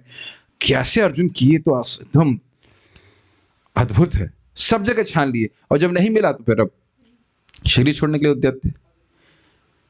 हम लोग ना सब पढ़ के निकल जाते, थोड़ा विचार करेंगे तो समझ में आएगा कितने समर्थ व्यक्ति थे सब ये अर्जुन इत्यादि। अतएव महाराज युधिष्ठिर ने विदुर का वैसा ही सत्कार किया जैसा देवताओं का किया जाता है। महाराज विदुर पहले ही वानप्रस्थ जीवन स्वीकार कर चुके थे, अतएव वे अपने पैतृक महल में भी कोई भौतिक सुख भोगने नहीं आए थे। तो प्रभुपाद जी व्याख्या कर रहे हैं, भ्रातृ ज्येष्ठस्य श्रेयस्कृत। उनका कोई अपना प्रयोजन अब नहीं था कि हम बैठ करके देवताओं की तरह सुख भोगे, खाएं पिए, ऐसा कोई प्रयोजन नहीं था। उन्होंने अपनी कृपा से ही महाराज युधिष्ठिर द्वारा अर्पित सेवा भाव को स्वीकार किया। प्रेमी हैं युधिष्ठिर महाराज, देना चाहते स्वीकार कर, लेकिन उनकी कोई स्पृहा नहीं थी। लेकिन उस महल में रहने का एकमात्र उद्देश्य अपने बड़े भाई धृतराष्ट्र का उद्धार करना था, जो संसारिकता में अत्यधिक आसक्त थे। कैसे उद्धार कर रहे थे, क्यों आसक्त थे, उसको प्रबत क्लियर कर रहे। धृतराष्ट्र ने महाराज युधिष्ठिर से युद्ध करके अपना सारा राजपाट तथा सारे वंशज खो दिए थे और एक एक लड़के को भीम ही मारे थे। Very shocking, it's not acceptable also. जरा थोड़ा सा इसमें मनन कीजिए कि जो लड़का आपके सारे लड़कों को मारे, उसके हाथ से भी रोटी लेंगे? Is it possible? थोड़ा सा प्रवेश करेंगे तो आपको अद्भुत लगेगा कि किस चेतना में धृतराष्ट्र है। और ये बात बोलेंगे, कुत्ते की तरह रह रहे हो तुम। अभी आप देखिएगा, ऐसे बनेंगे, कुत्ते की तरह इस महल में रह रहे हो तुम। हम लोग कभी कुछ भी हो, धृतराष्ट्र का अपने बच्चों से प्रेम तो था ना, इतने अच्छे बच्चे, प्यारे प्यारे, सूर्य जैसे तेजस्वी दुर्योधन इत्यादि इत्यादि, कहाँ मिलते हैं ऐसे 100 बच्चे? 100 लड़के मारे और वही व्यक्ति रोटी दे रहा है। तो भी अपनी असहाय अवस्था के कारण वे महाराज युधिष्ठिर का दान तथा आतिथ्य ग्रहण करने में लज्जा का अनुभव नहीं कर रहे थे। अब समझ में आ गया कि नहीं? राजपाट छीन लिया है, तुम्हारे बच्चों को मार दिया है। मैं धृतराष्ट्र की तरफ से नहीं बोल रहा हूं, लेकिन एक मतलब अच्छा क्या मार दिया हो, लेकिन कहने का आशय है कि मार दिया, उसके हाथ से रोटी खाओगे तुम, लज्जा नहीं आ रही है, यही बात बोलेंगे वो। लेकिन लज्जा एक ऐसी चीज है कि लज्जा बेच देता है तो नहीं आती है। अगर कोई व्यक्ति लज्जा बेच देता है तो लज्जा नहीं आती। क्या ये लज्जा का विषय है कि नहीं, बताइए?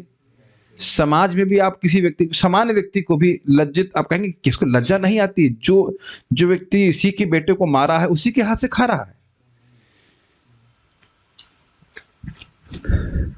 अब क्यों ऐसा कर रहे थे, उसको थोड़ा सा प्रभात और क्लियर कर रहे हैं। महाराज युधिष्ठिर के लिए यह बिल्कुल उचित था कि वे अपने ताऊ को समुचित ढंग से रख रहे थे, ये उनका कर्तव्य था। किंतु इस प्रकार का भव्य आतिथ्य धृतराष्ट्र के लिए स्वीकार करना उचित न था। अरे आपको अभी भी नहीं समझ में आ रहा, मान लो 2 भाई हैं और एक भाई के प्रति दूसरा कोई व्यक्ति बहुत बुरा बर्ताव करे और बड़ा भाई उसे दोस्ती करे, तो बुरा नहीं माना जाएगा? जान से मारने की तो बात छोड़ दीजिए, क्या परिवार वाले बोलेंगे नहीं तुमको लज्जा नहीं आती, तुम्हारे भाई के बारे में ये बोल रहा है, तुम उससे ऐसा कर रहे हो? क्या आप लोग ऐसा नहीं देखते हैं? और हम लोग करते भी नहीं है। मान लो भाई के प्रति कोई खराब बर्ताव कर रहा है या बहन के प्रति कर रहा है, किसी के प्रति कोई गाली दे रहा है, कुछ कह रहा है, तो हम उससे बात नहीं करते, स्वाभाविक सी बात है। अब जिसने जान से मारा हो और उसी के हाथ से रोटी ले रहे हो, ये लज्जा की बात नहीं है। और ये भी देखिए, स्वाभाविक था कि जब व्यक्ति वृद्ध हो जाता था तो वह राज्य छोड़ के चला जाता था, उत्तराधिकारी को दे देता था। कम से कम जंगल में तो चले जाते, चलो तुम राज्य हार के कोई बात नहीं, जो भी हुआ जंगल में तो जाना चाहिए था तुमको, तो क्यों नहीं जा रहे? तरह देखिए, और उस पर भी भव्य आतिथ्य स्वीकार कर रहे हैं। अरे आप ये सोचिए, कि विचार कीजिए, जिसने लड़कों को मारा है अब वो तुमको फीस्ट खिला रहा है, तो बिक नहीं करेगी तुम उसके आगे? यही सब बातें बोलने वाले हैं मित्र जी, मेक सेंस? बहुत इंटेंस हो रहा है सारा कुछ, तुम खूब मजे में खा रहे हो, पी रहे हो, शर्म नहीं आती? उन्होंने इसे स्वीकार कर रखा था क्योंकि उन्होंने सोचा कि अन्य कोई विकल्प न था। ये बहुत सुंदर बात थी। क्या ऐसा कभी है कि किसी को खाने को ना मिले? ऐसा तो, और वो भी भक्ति कर रहा हो, ऐसा कभी हो सकता है? ये एक बहुत बड़ा बंधन हम सभी लोग के है कि मां के गर्भ में कौन सी हम नौकरी कर रहे थे, फिर भी भगवान ने रक्षा करी कि नहीं? है कि नहीं? यही बात यमराज जी भी बोले थे। हिरण्यकश्यप जो कहानी सुना रहा था, यमराज जी एक राजा, क्या नाम था उसको भूल रहा हूं, वो सुयज्ञ शायद था, सुयज्ञ नाम का राजा मर गया था, कुशीनर के नरेश सुयज्ञ था, वो मर गया था। उसकी रानी को भी बोला था कि हम तो बड़े सुखी रह रहे, माँ के गर्भ में जिसने रक्षा करी वो आगे भी रक्षा करेगा। वहां तो कोई व्यवस्था नहीं। मैं ये नहीं कह रहा हूँ कि सब नौकरी छोड़ दीजिए, वो कर दीजिए, लेकिन ऐसा नहीं सोचना चाहिए कि अब जिस प्रकार से आपका जीवन चल रहा है बस वैसे ही चलेगा और उसी प्रकार से चल के अपना जीवन काटेंगे और हमारे पास कोई ऑप्शन नहीं है। कई बार ऐसा भक्त लोग भी बोलते हैं और अपने भक्ति का जीवन नष्ट कर देते हैं। ऐसा नहीं कि कोई ऑप्शन ही नहीं आपके पास। ये मुझे लाइन बहुत अच्छी लगी थी कि इतना लज्जित होने के बाद भी इस प्रकार का भव्य सत्कार स्वीकार करने का क्या कारण था बताइए? वो सोच रहे थे कि इसके बिना मैं जीऊंगा कैसे। इस अज्ञान को विदुर जी नष्ट करना चाहते थे। और आप देख रहे हैं कि विदुर जी भी प्राय कितना 2 साल छोटे होंगे धृतराष्ट्र से, अगर सही कहा जाए। नहीं, 2 साल भी क्यों, 2 साल भी नहीं कह सकते। धृतराष्ट्र अलग अलग माताओं से जन्म ले थे तो 1 महीने का डिफरेंस जो भी रहा हो, हाँ डिफरेंस रहा हो, ऐसे करके ठीक है, ऑलमोस्ट मान के चले एक ही उम्र के थे। तो विदुर जी की उम्र भी तो धृतराष्ट्र के बराबर थी और विदुर जी 36 साल घूम के आए अकेले, मरे तो नहीं। सोचने वाली बात है ये बात है। ये हमें अपने घरों में भी देखा कैसे हमारे बाबा जी को बहुत दुख होता था। बोलना नहीं चाहिए लेकिन आप घरों में होता ही है, क्या बोले जाए, तो मर गए तो बुरा नहीं मानेंगे और खूब दुख प्राप्त करते। मैं बोलता क्यों नहीं आप हरिद्वार चले जाते, नहीं जा सके। बारंबार, यहाँ तक कि उनका हाथ कटा हुआ था, राइट वाला कटा हुआ था, लेफ्ट हैंड से खुद खाना बनाते थे घर पे, क्योंकि उनके सर को बना के देता नहीं था उनको जो पसंद था। कई हम तो आंखों से देखे, रोटी बना रहे, सब्जी बना रहे, भाई तुमको यही करना, अकेले जाके क्यों नहीं रहते हो, घर में क्यों झगड़, मतलब डांट खा रहे हो पत्नी की या अन्य लोग, दुत्कार क्यों खा रहे हो, और पेंशन भी खुद दे रहे हैं। मैं एग्जाम्पल लौकिक दे रहा हूँ, हर जगह बहुत जगह देखा जाएगा, जूता खाएगा घर में लेकिन जूता पहन के बाहर नहीं जाएगा समझ रहे, बाहर वही घूम के फिर वही पसाएगा, है ना। तो ये हमारा पास और कोई विकल्प क्या है, ऑप्शन क्या है? जंजीर मन में बंधी हुई। विदुर वहां पर विशेष रूप से धृतराष्ट्र को प्रबुद्ध करने के लिए, यानी आध्यात्मिक ज्ञान देने के लिए तथा उन्हें उच्चतर आध्यात्मिक अनुभूति प्राप्त कराने के उद्देश्य से ही आए थे। बड़ा स्पष्ट है, भ्रातृ ज्येष्ठस्य श्रेयकृत। प्रबुद्ध व्यक्तियों का यह कर्तव्य है कि वह पतितात्माओं का उद्धार करें और विदुर इसी उद्देश्य से आए थे। ये मुझे बहुत अच्छी लगी थी लाइन, मैं हाईलाइट करना भूल गया लेकिन बहुत अच्छी बात है। देखिए, प्रायः इस जगत में लोग एकदम जानवर की तरह जी रहे हैं। सुन तो आप कई बार चुके होंगे, देखने का सामर्थ्य हो गया कि नहीं, एकदम जानवर की तरह जी रहे हैं। और गलती वस्तुतः उनकी नहीं है, गलती तुम्हारी शिक्षा पद्धति की है कि कोई शिक्षा नहीं देता व्यक्ति कैसे मुक्त हो जाए। भारतीयों का एक बहुत अच्छा गुण है, पता है क्या?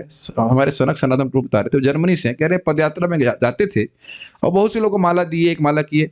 अब 10 साल के बाद भी आए, भले उन्हें सिद्धांत ना पता हो, लेकिन अगर ये संकल्प ले लिया है कि एक माला जप करेंगे तो जप करेंगे जरूर।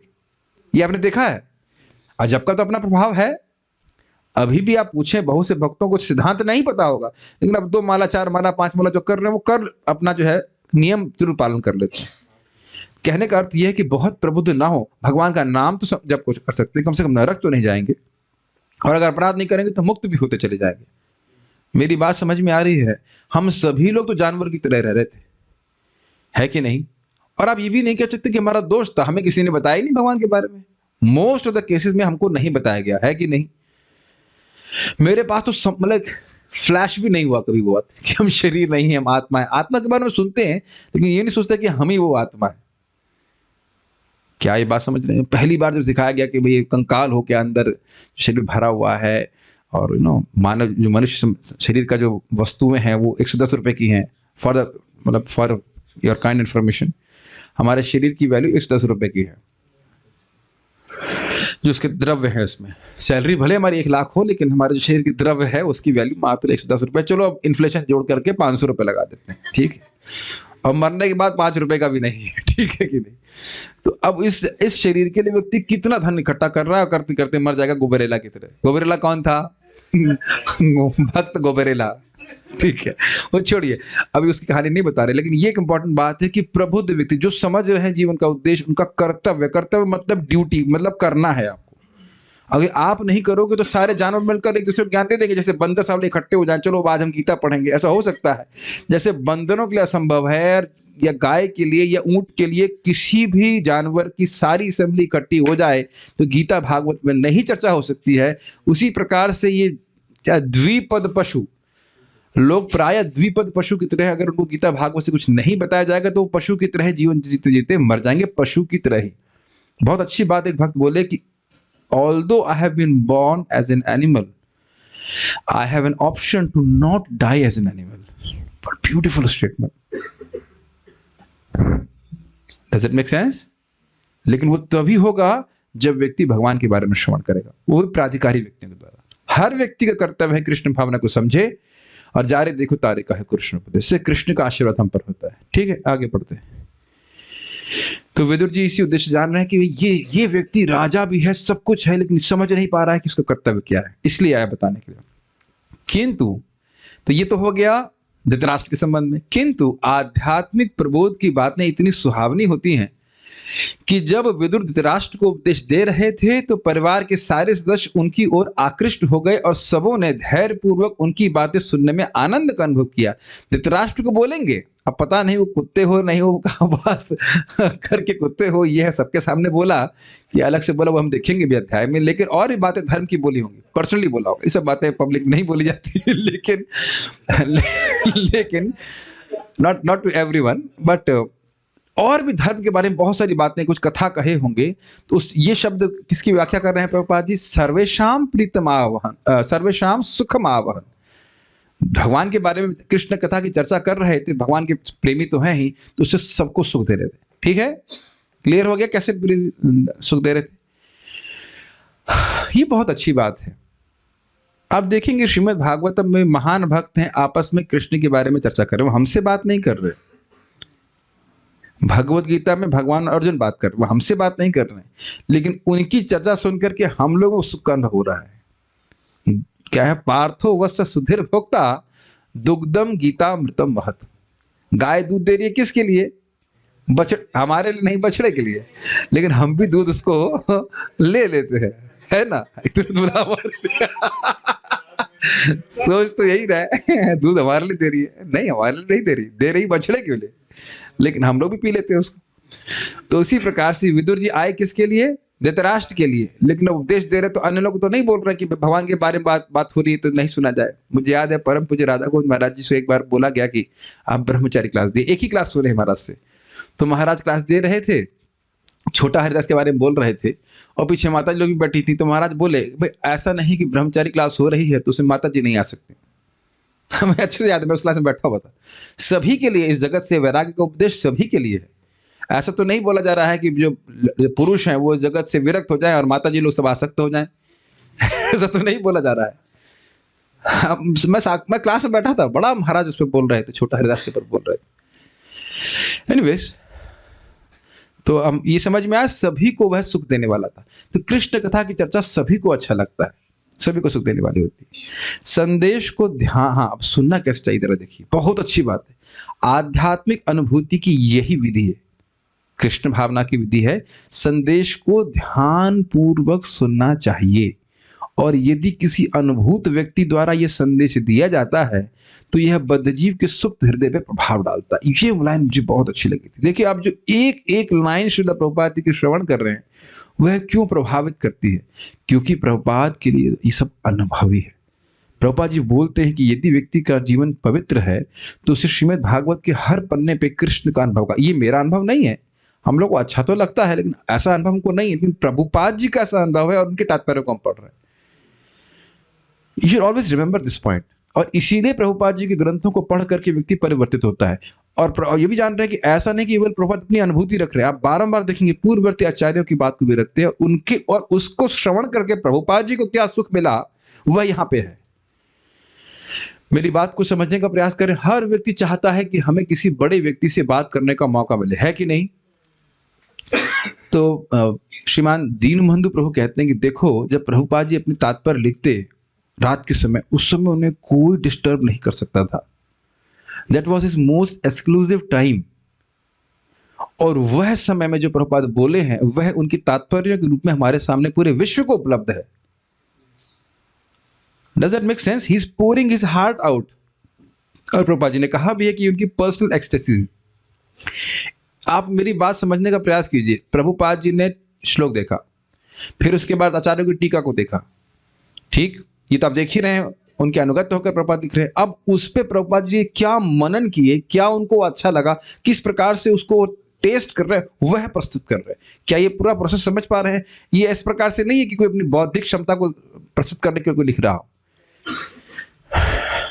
Are you able to understand this point? हाँ, कोई ऐसे बुद्धि का प्रदर्शन करने के लिए कोई लिख रहा है, ऐसा नहीं है। एक प्रभुपाद बोल रहे हैं, these are my personal ecstasies. तो इसी कारण से इसका श्रवण करने के द्वारा, पढ़ने के द्वारा व्यक्ति में परिवर्तन देखा जाता है। लेकिन ध्यानपूर्वक सुनना चाहिए, केवल औपचारिकता पूर्वक नहीं, फॉर्मेलिटी नहीं। हाँ, क्या लिखा है, क्या बात बोल रहे हैं, ये समझने का प्रयास करना चाहिए। और निरंतर श्रवण करते रहने से मनुष्य आत्म साक्षात्कार की पूर्ण अवस्था को प्राप्त कर सकता है। ये तो हम प्रथम स्कंद के दूसरे अध्याय में सुने हैं। भगवान के बारे में सुनते हैं, सुनते नहीं है, जिसने सुनने का आग्रह जागृत किया है। बहुत ध्यान से सुनना होगा आपको बात। हाँ, 6:30 हो गया, ठीक है, क्या चलते हैं, अब क्लास तो है, अब क्या ठीक है, वो रोज वही आ जाते, वही उनका चेहरा देखना है। तो इसको तो आग्रह नहीं कहा जाएगा ना, है कि नहीं? हम तो पहले ही बोल देते, जब कोई आश्रम हमारे ज्वाइन करता है, भाई देख लो आपको क्लास अच्छी लग रही है कि नहीं, पहले इस्तेमाल करें फिर विश्वास करें, है कि नहीं? देख लीजिए, अच्छा लग रहा है, जिंदगी भर यही होगा जब तक मेरी जिंदगी है कि नहीं? आपको अच्छा लगता है आइए, नहीं तो भाई बहुत सारे स्थान है, वहां जा सकते हैं, क्या दिक्कत है? अब एक प्रश्न आएगा, भाई ये बहुत सुंदर है, श्रीधर स्वामी पाद की जय। अरे इतना सुंदर लिंक है, ये लिंक अगर ना पता हो तो ये श्लोक समझ में नहीं है कि यह श्लोक कैसे आ गया। इसमें कथा आएगी, इसमें फिलॉसफी कम है, कथा ज्यादा है, थोड़ी फिलॉसफी है, लेकिन बड़ा रोचक बात है। कोई प्रश्न करेगा कि भाई यह तो शूद्र थे और ये सब क्षत्रिय हैं, कृपाचार्य भी हो गए, ब्राह्मण भी वहां पे थे, अब इनसे कैसे भाई ये उपदेश ले रहे थे धर्म के? ये लिंक मुझे बड़ा सुंदर लगा। प्रश्न ये उठा सकता है कोई व्यक्ति कि ये तो शूद्र थे, शूद्राणी से जन्म लिए थे, तो इनसे अब कैसे श्रेय के बारे में उपदेश लेगा? कोई क्षत्रिय, वो भी राजा, कैसे लेगा? और युधिष्ठिर महाराज तो रनिंग राजा थे, वह कैसे उपदेश लेंगे, वो भी कई महीनों तक? तो उसमें समझा रहे हैं कि नहीं, ये शूद्र नहीं थे, ये तो साक्षात धर्मराज के अवतार थे। एक शाप के कारण वह शूद्राणी के द्वारा जन्म जरूर लिए थे, लेकिन शूद्र नहीं थे। जैसे सत्यवती मत्स्य, क्या कहते हैं, मतलब मत्स्यगंधा कहते थे, वो क्या मछुआरे की लड़की बोला जाता है, या और वो उनके जो पिता थे वो ब्राह्मण थे, उनकी माता ब्राह्मण नहीं थी, फिर भी वह भगवान के अवतार है, उनका उससे कोई फर्क थोड़ा पड़ता किसके द्वारा पैदा हुए हैं। समझ में आ रहा है? ये बहुत गंभीर प्रभुपाद जी तात्पर्य बोलेंगे। तो ये लिंक समझ में आ रहा है कि श्लोक कैसे आया? श्लोक क्या है जरा देख लेंगे, पहले मेरे पीछे बोलिए। अभिव्रद यमादंडम यथावद अघकारिषु यावद्दधार शूद्रत्वम शापाद वर्षशतम यमः अभिव्रद यमादंडम यथावद अघकारिषु यावद्दधार शूद्रत्वम शापाद वर्षशतम यमः। अनुवाद देखें समझ में आएगा। मंडूक मुनि के द्वारा शापित होकर जब तक विदुर शूद्र का शरीर धारण किए रहे, तब तक पाप करने वालों को दंडित करने के लिए यमराज के पद पर अर्यमा कार्य करते रहे। तो अब देखो, आप इस अनुवाद को देखो। हम अगर अनुवाद को देखेंगे तो एक प्रश्न करेंगे कि यह श्लोक क्यों आ गया, ये एकदम से श्लोक ये क्यों आ गया? कोई संबंध नहीं बन रहा है ना कि ये बात एकदम से कहां से आ गई। तो उसी को श्रीधर स्वामी कह रहे हैं कि देखो भाई, मानो कोई प्रश्न करे कि एक शूद्र से इस प्रकार से कथा क्यों सुन रहे थे, ब्राह्मण से सुनना चाहिए था, है ना? तो इसके उत्तर में श्लोक कह रहे हैं कि नहीं, वह शूद्र नहीं थे, वह तो मंडूक मुनि के शाप के कारण शूद्रत्व को नहीं प्राप्त हुए, इन द सेंस कि शूद्र योनि में जन्म लिए थे। वास्तविक रूप से तो धर्मराज थे, वो महाभागवत थे, इसलिए वह उसे सुन रहे थे। और जैसे हमको ये बात पता है ऐसे अन्यों को भी पता थी ये बात। ऐसा नहीं कि हमको रहस्य पता है युधिष्ठिर महाराज को नहीं पता है। Does that make sense? Okay.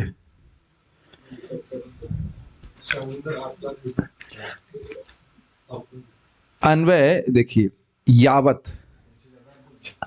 जब तक, यावत का मतलब है जब तक, यमः शापात, यमराज शाप के फलस्वरूप, वर्ष शतम, शत 100, 100 वर्षों तक शूद्रत्वम दधारा, शूद्र का शरीर धारण किए हुए थे। समझ में आ रहा है? यावत समझते हैं जब तक, यावत यमः शापात वर्ष शतम शूद्रत्वम दधारा। कुछ ग्रहण कर पा रहे हैं? जब तक यमराज शाप के फलस्वरूप 100 वर्षों तक शूद्र का शरीर धारण किए हुए थे, तावत, तावत सप्लाई किया गया है, उतने समय तक अर्यमा, अर्यमा नहीं, अर्यमा आदित्य के पुत्र हैं, उन्होंने अघकारिषु, पाप करने वालों को, अघ मतलब पाप, अघकारी मतलब पाप करने वालों को, यथावत, यथावत का मतलब जितना देना चाहिए, समुचित, प्रॉपर डोज, उसके अनुसार दंडम अभिव्रत, दंड देने का काम करते थे। श्लोक समझ में आ रहा है? जब तक यमराज जी को मंडूक मुनि के शाप के कारण 100 वर्षों तक इस शूद्र को प्राप्त रहे, तब तक अर्यमा यमराज के रूप में कार्य कर रहे थे। हाँ, विदुर जी 100 साल तक जीवित रहे। अब भगवान 125 साल, who knows, I don't know. ये एक अच्छा प्रश्न बन रहा है कि 100 साल तक विदुर जी रहे और 125 साल तक भगवान कृष्ण रहे और विदुर जी उनसे बड़े हैं, तो ये प्रश्न का उत्तर तो मेरे पास नहीं। अच्छा प्रश्न, ये तो हम कभी सोचे नहीं, ये इसको डिस्कशन में आती ही बात है, हम तो कभी सोचे नहीं इस तरह से। अब किस हिसाब से 100 वर्ष में रहते होंगे, सोचने वाली बात है। विदुर जी, धृतराष्ट्र और विदुर और पांडु, ये तो बहुत बड़े हैं, ऑलमोस्ट मान के चले कि ये सब बड़े हैं और इनका शरीर तो पहले छूट जाना चाहिए था। हाँ, ये तो आंवले का जूस पी अगर जैसे कहा जाता है ना, कुछ ना समझ में आए तो व्यक्ति कहते हैं कि ये कल्प भेद है। तो उम्र का हिसाब ना लगे तो आंवला जूस ठीक है। लेकिन ये भी देखिए, आप कहोगे कि सुखदेव गोस्वामी 16 साल के थे, लेकिन वो 16 साल के दिखते थे। वो 16 साल के थे नहीं जब वो कथा बोल रहे थे। 16 साल के तो पैदा हुए थे, वो तो पैदा होते ही भागवत बोलने लगे थे। पैदा होते ही भागवत बोलने लगे थे? नहीं, भागवत तो आगे जाके बोली है, लेकिन देखने में 16 जैसे लगते थे। अब ये एक बड़ा विशेष प्रश्न है, इसको तो हम उत्तर नहीं जानते। इजी प्रश्न क्या करो, पब्लिक में भी लाइव क्लास में कठिन प्रश्न नहीं करना चाहिए। चलिए अभी अब हम I will pass on to higher authorities, महाराज के पास पूछेंगे, कोई बात नहीं, क्या दिक्कत है, उत्तर नहीं पता होगा। पर जो भी है, यहाँ पे बात है कि 100 साल तक वह शूद्रत्व को प्राप्त हुए।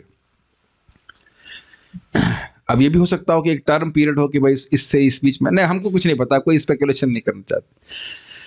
अभिव्रद यमा दंडम यथावद अघकारिषु, अभिव्रद अर्यमा, सॉरी यमा तो आगे था, अभिव्रत अर्यमा दंडम, अर्यमा ने अभिव्रत पोजीशन स्वीकार करी। क्या पोजीशन स्वीकार करी? दंडम, दंड देने की। क्या अपने मन से दंड दे रहे थे? कहते नहीं, यथावत, जैसा जिसके लिए, जैसे जिसने पाप किए उसके अनुसार। किसको दे रहे थे? अघकारिषु, जो पापी लोग हैं उनको दे रहे थे। कब तक दिए? यावत दधारा शूद्रत्वम, जब तक शूद्रत्व को, यानी शूद्र शरीर में रहे। किस लिए रहे? कब तक रहे? मान लो दो प्रश्न। शापात, शाप के कारण, शापात दिख रहा है आपको? शाप के कारण वर्ष शतम, 100 वर्षों तक कौन रहे? यमराज। तो इसमें कहानी आएगी, आज की बेड टाइम स्टोरी, तो आप सुनिएगा किस प्रकार से यमराज जी को शाप प्राप्त हुआ, जिस कारण से वह शूद्रत्व को प्राप्त हुए, शूद्र के शरीर को स्वीकार किया, शूद्र हो नहीं गए। शूद्र को आध्यात्मिक ज्ञान नहीं होता है। ठीक है। बहुत सुंदर तात्पर्य प्रभुपाद जी का इसमें है। श्रीधरी, अब प्रश्न होता है कि विदुर जी तो दासी पुत्र होने के कारण शूद्र थे, तो वे कैसे उपदेश दे सकते थे? तो इसका उत्तर है कि वे शूद्र नहीं थे, अपितु यमराज ही उस रूप में वहां विद्यमान थे। ये लिंक समझ पा रहे हैं कि श्लोक आया क्यों? कोई कठिनाई किसी को समझने में? ठीक है। अब प्रश्न होता है कि यमराज के शूद्र होने का कारण क्या था, क्यों बन गए शूद्र? तो उसका उत्तर है कि यमराज के मर्त्यलोक में आ जाने पर पाप। हाँ, एक और प्रश्न है कि यमराज जी जब इधर आ गए, यमराज जी के मर्त्यलोक में आ जाने पर पापियों को दंड देने का काम कौन करता था? जैसे आपने देखा हो कि टीचर चला जाता तो छुट्टी छुट्टी है ना। ऐसे तो नहीं कि अब बच्चे लोग पढ़ाई करेंगे अपने से, है कि नहीं भाई? जिस दिन मेरी छुट्टी उस दिन भागवत की छुट्टी प्राय नहीं पढ़ा जाएगा, है कि नहीं? है कि नहीं? मोस्ट प्रोबेबली ऐसे ही होगा। तो कह रहे हैं भाई मानो, अब मान के ले यमराज जी यहाँ पे आ गए तो अब पापियों को दंड कौन दे रहा है? और ऐसा तो नहीं है कि यमराज जी, मान लो लोग यहाँ मालूम चल जाए कि यमराज जी छुट्टी पे है 100 साल तक, तो अब तो हम कोई पाप नहीं करेंगे। अभी तो मालूम चल जाए कि यमराज छुट्टी पे तो खुल के पाप किया जाएगा, अब तो कोई हमको पाप का फल देने वाला नहीं। तो ये भी प्रश्न बनेगा कि भाई किसने वहां पे राज्य किया? ठीक है, तो इसका उत्तर अबिभ्रद अर्यमा इत्यादि श्लोक से दिया गया है। अबिभ्रत पद का अर्थ है धारण किया, मतलब स्वीकार किया, यानी कि अर्यमा ने उस यमराज के पद को स्वीकार किया। मांडव्य, मंडूक ऋषि बोलते हैं, मांडव बोलते हैं, मंडूक ऋषि के शाप का कारण क्या था? क्यों उन्हें शाप दिया? यमराज तो महाभागवत हैं, उनको उनसे ऐसी क्या गलती होगी कि उनको शूद्र बनने का शाप दिया? तो इसका उत्तर अबिभ्रत श्लोक में है, इसमें बता रहे हैं। कुछ चोरों के पीछे दौड़ते हुए राजा के सिपाहियों ने तपस्या करने वाले मंडव्य ऋषि के सन्निकट से ही चोरों को पकड़ा और उन सबों के साथ बांधकर वे ऋषि को भी लाए और उन सबों को सिपाहियों ने राजा को समर्पित कर दिया। सिपाही चोरों के पीछे भाग रहे थे और उन्हें चोरों को ऋषि के आश्रम के पास से पकड़ा, तो सोचिए लगता है यह भी ऋषि का वेश बनाया हुआ है और चोरों के संग मिला हुआ है, तो उसको सबको लाके समर्पित कर दिया, राजा को दे दिया। समर्पित मतलब जो भी आपको दंड देना है वो कीजिए आप। राजा की आज्ञा से उन सिपाहियों ने सबों का शूलारोपण कर दिया। शूल का मतलब होता है भाला, और वो उनके शरीर से पूरा पियर्स कर दिया। क्या भाई कितना कष्ट होता होगा। वो इस प्रकार का राजा दंड दिया करते थे ताकि कोई कभी डकैती चोरी करने की साहस भी ना कर सके। तो इसलिए ये मत सोचिए कि राजा बहुत क्रूर हुआ करते थे, फिर वहां पे चोरी नहीं होती थी। आप आगे सुनेंगे कि कहीं पे भी अवैध स्त्री संग, शराब आदि, चाय भी और मांस भक्षण और जुआ नहीं होता था परीक्षित महाराज के राज्य में, कहीं पे भी। सोच लीजिए, राजा ने जब यह जाना कि ये तो ऋषि हैं, तो उनको शूल पर से उतरवा कर राजा ने उनसे क्षमा प्रार्थना करी। तो अब राजा पे तो कोई क्रुद्ध नहीं, वो जान रहे कि राजा तो जान नहीं रहा था। उसके पश्चात क्रुद्ध होकर मुनि यमराज के पास गए और पूछे कि मैं शूल पर क्यों चढ़ाया गया। कितना समर्थ व्यक्ति है बताइए। इसीलिए यमराज को शाप देने का सामर्थ्य है। यहाँ कुछ हमारे संग मान लीजिए बुरा हो तो क्या हम सीधे यमराज जी के घर पे चले जाएंगे वही धरना देंगे, अरे भाई ऐसा क्यों हो रहा है हमारे संग। तो कितना समर्थ व्यक्ति है। हमने तो यह भी सुना है, कुछ अलग अलग वर्जन है, हम तो इसी कथा को मान रहे हैं कि श्री स्वामी इस प्रकार से लिख रहे हैं कि शूल निकाल लिया गया था फिर गए। कुछ लोग बोलते हैं कि शूल लगा हो यमराज के पास गए। अब जो भी रहा हो, यहाँ पे तो हम यही सीधी संस्कृत से जो उनकी कथा है उसमें शूल, कभी कभी कथा का थोड़ा ड्रामेटाइजेशन करते जाता है। शूल निकाल लिया था फिर भी कितना कष्ट हुआ होगा, शरीर से पूरा शूल पार कर देना इस तरह से। शूल समझ रहे हैं, नुकीला से भाला तरह का होता है। इसके पश्चात हाँ, यमराज ने कहा आपने बाल्यावस्था में कीड़े को कुश से छेद कर उसके साथ क्रीड़ा की थी। मजाक मजाक में एक कीड़े के आर पार आपने एक कुश, बहुत नुकीली घास होती है वह पार करा दी थी, इसलिए ऐसा दुख भोगना पड़ा। भाई ये सुन के तो बहुत डर लग रहा होगा सबको। बस मैंने बहुत चीटे मारे होंगे, क्या होने वाला है। हरे कृष्णा कृष्णा कृष्णा हरे हरे, हरे राम राम राम हरे हरे। बहुत महत्वपूर्ण है भगवान का भजन करना। देख रहे हैं कितना सूक्ष्म है और कितना बड़ा परिणाम करना पड़ता है। ये बात ऐसी बोली जाती है कि 12 साल से पहले जो होते हैं पाप उसको नहीं काउंट किया जाता है, उतना प्रबोधन नहीं होता है व्यक्ति को। तो इसी बात पे वह मांडव ऋषि क्रोधित हो गए। यमराज की बात को सुनकर मांडव ऋषि ने यमराज को शाप दिया, बाल्यावस्था में मैं तो अज्ञानी था, उसके बदले में मुझको इतना बड़ा दंड तुमने दिया। तुमको कोई ज्ञान नहीं है, तुम शूद्र की तरह बर्ताव कर रहे हो, इसलिए शूद्र हो जाओ। अतएव तुम 100 वर्षों तक शूद्र रहोगे। मांडव्य महर्षि के इस शाप से ही यमराज 100 वर्षों तक शूद्र रहे। तो अब ये एकदम प्रामाणिक कथा आपके सामने है। बहुत सारे वर्जन हो सकते हैं इसके, लेकिन ये एकदम प्रामाणिक कथा है।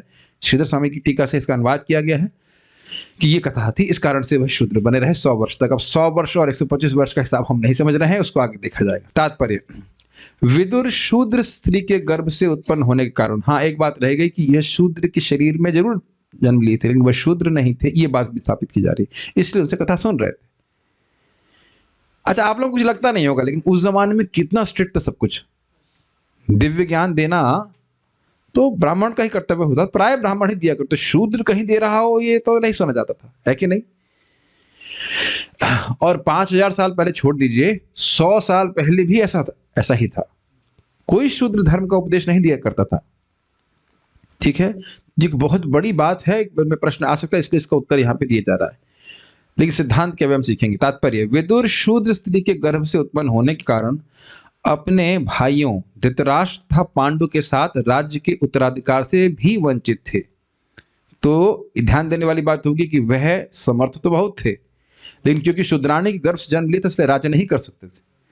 तो भला वे धृतराष्ट्र तथा महाराज युधिष्ठिर जैसे विद्वान राजाओं एवं क्षत्रियों के शिक्षक पद पर कैसे रह सकते थे? बड़ा सुंदर प्रभात क्लियर कर रहे हैं। शूद्र होकर के या शूद्र जन्म प्राप्त करके क्षत्रिय को, वो भी राजा को उपदेश कैसे दे सकते थे? ठीक है, इसका पहला उत्तर यह है कि यद्यपि वे जन्म से शूद्र माने जाते थे, लेकिन चूंकि उन्होंने ऋषि मैत्रेय के आदेशानुसार आध्यात्मिक उन्नति के लिए संसार का परित्याग कर दिया था और उनसे आध्यात्मिक शिक्षा प्राप्त की थी, अतएव वे आचार्य पद को ग्रहण करने के लिए पूर्णतः सक्षम थे। क्या शिक्षा प्राप्त हो रही है? चाहे कोई व्यक्ति किसी भी जाति का हो, लेकिन अगर वे प्रमाणिक गुरु के मार्गदर्शन में भक्ति करता है तो वह भी प्रमाणिक गुरु हो जाता है। ये शिक्षा समझ में आ रही है? ये कभी नहीं सोचना चाहिए कि कोई व्यक्ति किस जाति से, कितना उसने गुरु को, एक प्रमाणिक गुरु की आज्ञा का ठीक ठीक पालन किया है, वह एक ब्राह्मण से भी महान हो जाता है। आप अहोबता श्लोक जानते हैं 3.33.7 कि कोई व्यक्ति भगवान का नाम उच्चारण कर रहा है तो वह ब्राह्मण से भी श्रेष्ठ है, यदि भगवान को प्रसन्न करने के नाम उच्चारण कर रहा है। क्यों नाम उच्चारण किया है? सारी तपस्या कर ली है, सारे वेद अध्ययन कर लिए हैं, सारी पवित्र नदियों में स्नान कर लिया, इत्यादि इत्यादि, जो कुछ भी आवश्यक है, और वेद को कई कई बार पढ़ लिया। तो ये बहुत महत्वपूर्ण बात है और ये हम सबको बहुत बड़ा बल देता है प्रभुपाद जी के तात्पर्य को सुनकर कि सभी व्यक्ति गुरु हो सकते हैं। हमारे लिए आवश्यकता यह है कि हम भगवान के बारे में प्रामाणिक रूप से श्रवण करें, स्वयं भक्ति करें। और प्रभुपाद बड़ा स्पष्ट कहते हैं, आपका 16 माला का जप और आपका 4 नियमों का पालन, ये आपका ब्रह्मत्व है। ब्राह्मण हो, 16 माला का जप करो और 4 नियमों का पालन करो, और उसके बाद आप भगवान के बारे में ठीक ठीक बोलेंगे तो स्वाभाविक प्रभाव हम लोगों पे होगा। ओके, बहुत बड़ी सिद्धांत प्रभुपाद यहाँ पे दे रहे हैं। श्री चैतन्य महाप्रभु के अनुसार कोई भी व्यक्ति जो दिव्य ज्ञान या ईश तत्व में निपुण है, वह चाहे ब्राह्मण हो या शूद्र, गृहस्थ हो या सन्यासी, गुरु होने के लिए योग्य है। और अब जब ऐसा हम पढ़ रहे हैं तो लग रहा है केवल प्रभु जी के लिए बात हो रही है, नहीं, माता जी के लिए बात हो रही है। जिसको भी कृष्ण भावना का ज्ञान ठीक ठीक पता है वह दूसरों को बता सकता है। यहां तक कि समान नीति शास्त्र में महान राजनीतिज्ञ तथा नीतिविद चाणक्य पंडित के मतानुसार शूद्र से भी निम्न व्यक्ति से शिक्षा ग्रहण करने में कोई हानि नहीं मानी गई है। जैसे मानो स्वर्ण कहीं कीचड़ में गिरा हो तो आप कहेंगे भाई हम इस स्वर्ण को स्वीकार नहीं करेंगे। ये अगर आपको महाराज की बात याद हो कि कोई नास्तिक व्यक्ति कहता है कि भगवान तो है, तो आप मानेंगे नहीं। या कोई चोर कहता है कि हिमालय उत्तर दिशा में है, तो नहीं, ये चोर बोल रहा है, हम तो नहीं मानेंगे। तो अगर कोई ठीक ज्ञान दे रहा है, चाहे वो किसी भी जाति का है, जाति से कोई मतलब नहीं, उसको ज्ञान कितना है, उसने भक्ति भगवान ठीक से करी है कि नहीं करी, ये देखना चाहिए। ये बहुत अच्छी बात है। यह उत्तर का एक अंश हुआ। ठीक है, उत्तर का अंश ये हुआ कि भाई शूद्र उद्र नहीं थे, ये तो भगवान के भक्त थे, महाभागवत से उनसे ज्ञान स्वीकार करने में क्या खटना है। दूसरा अंश सुनिए। दूसरा अंश यह है कि विदुर वास्तव में शूद्र न थे, उन्हें मंडूक मुनि के शाप के कारण 100 वर्षों तक शूद्र की भूमिका निभानी थी। ये भी आप देख सकते हैं, मान लो कोई ड्रामा में कुछ भी बन गया। तो इसका अर्थ यह तो नहीं आप समझते हैं कि वही, मुझे याद है कि सार्वभौम प्रभु दाढ़ी पहन करके कुछ तो बन के आ गए थे ड्रामा में, कृष्ण हॉल में। हम लोग देखे, आप थे उस ड्रामा में, हम देखे थे और बड़े प्यारे लग रहे थे सार्वभौम दाढ़ी पहन कर, कुछ तो शायद आचार्य जी था, कुछ तो बन करके आए थे। आप ये चंद्रशेखर आचार्य जी के घर में महाप्रभु ड्रामा कर रहे हैं, रुक्मणी बन करके आए, और हरिदास ठाकुर जी वो हवलदार बन के आए वहां पे, और सबको जगा रहे हैं, ए सोना मत कोई, इस प्रकार से और मूछ भी लगा रखी, नकली मूछ से ताव दे रहे हैं मूछ के ऊपर। अब कहाँ हरिदास ठाकुर जी और क्या ड्रामा में हवलदार? तो अभी तो नहीं कहेंगे हवलदार है, वो तो हरिदास ठाकुर जी हैं। या क्या आप लोग कभी सोचे कि हरिदास ठाकुर जी मुस्लिम है? उस तरह से कोई नहीं सोच रहा है ना। तो ये बात बड़ा, सब लोग आप भक्त हो, समझते इस बात को, जाति का कोई महत्व नहीं है, महत्व इस बात का कि व्यक्ति कृष्ण भावना में कितना आगे बढ़ा हुआ है। ओके, तो शूद्र की भूमिका निभा रहे थे। वे यमराज के अवतार थे जो 12 महाजनों में से एक थे, और ब्रह्मा, नारद, शिव, कपिल, भीष्म, प्रहलाद इत्यादि महापुरुषों के समान उच्च पद पर थे। अब ये कितनी अद्भुत बात है कि है महाभागवत, लेकिन लोगों को पिटाई करवाने का काम करवाना पड़ रहा है। ये एक अद्भुत मैनेजमेंट है, ये तो हमको समझ में नहीं आता, लेकिन जो भी है, महाभागवत है, महान भक्त हैं, और ब्रह्मा जी के से की लाइन में रखा जा रहा है कि जैसे ब्रह्मा जी हैं, नारद जी हैं, शिव जी, ऐसे ये भी महान भागवत है। वैसे लिखा, ये श्लोक बोला किसने है? यमराज जी ने बोला खुद ही बोले, तो कहेंगे अच्छा अपने गुणगान स्वयं कर रहे हो? नहीं, बोल रहे हैं कि भाई 12 महाजनों में हम भी हैं, और जो भी इनकी परंपरा में आएगा वह भी महाजन कहा जाएगा। महाजन होने के कारण यमराज कर्तव्य है कि वे विश्व के लोगों को भक्ति संप्रदाय का उसी प्रकार उपदेश दें जिस प्रकार नारद, ब्रह्मा तथा अन्य महाजन करते हैं। और इसके लिए अनुरोध है कि आप छठा स्कंद के प्रथम, दूसरा, तीसरा अध्याय तो कम से कम जरूर सुने। तीसरे अध्याय में यमराज स्पष्ट बोल रहे हैं, और 7वें स्कंद में भी यमराज आकर बोलते हैं। 2 जगह तो बोल रहे हैं, मुझे याद आ रहा है, और बाकी कहाँ बोलते हैं मुझे याद नहीं है, लेकिन 7वां अध्याय के हम पढ़ ही रहे हैं, शुरुआत में ही आके वो बोलते हैं। हिरण्यकशिपु कहानी सुनाता है यमराज जी की, और छठे स्कंद में भी वह बोलते हैं। ये 12 के 12 महाजनों का वक्तव्य भागवत में है। 12 के 12 महाजनों की शिक्षा है, 4 कुमारों की, नारद जी की, भीष्म देव की, ब्रह्मा जी की, शिव जी की, यमराज इत्यादि की। ये इतना सुंदर ग्रंथ है।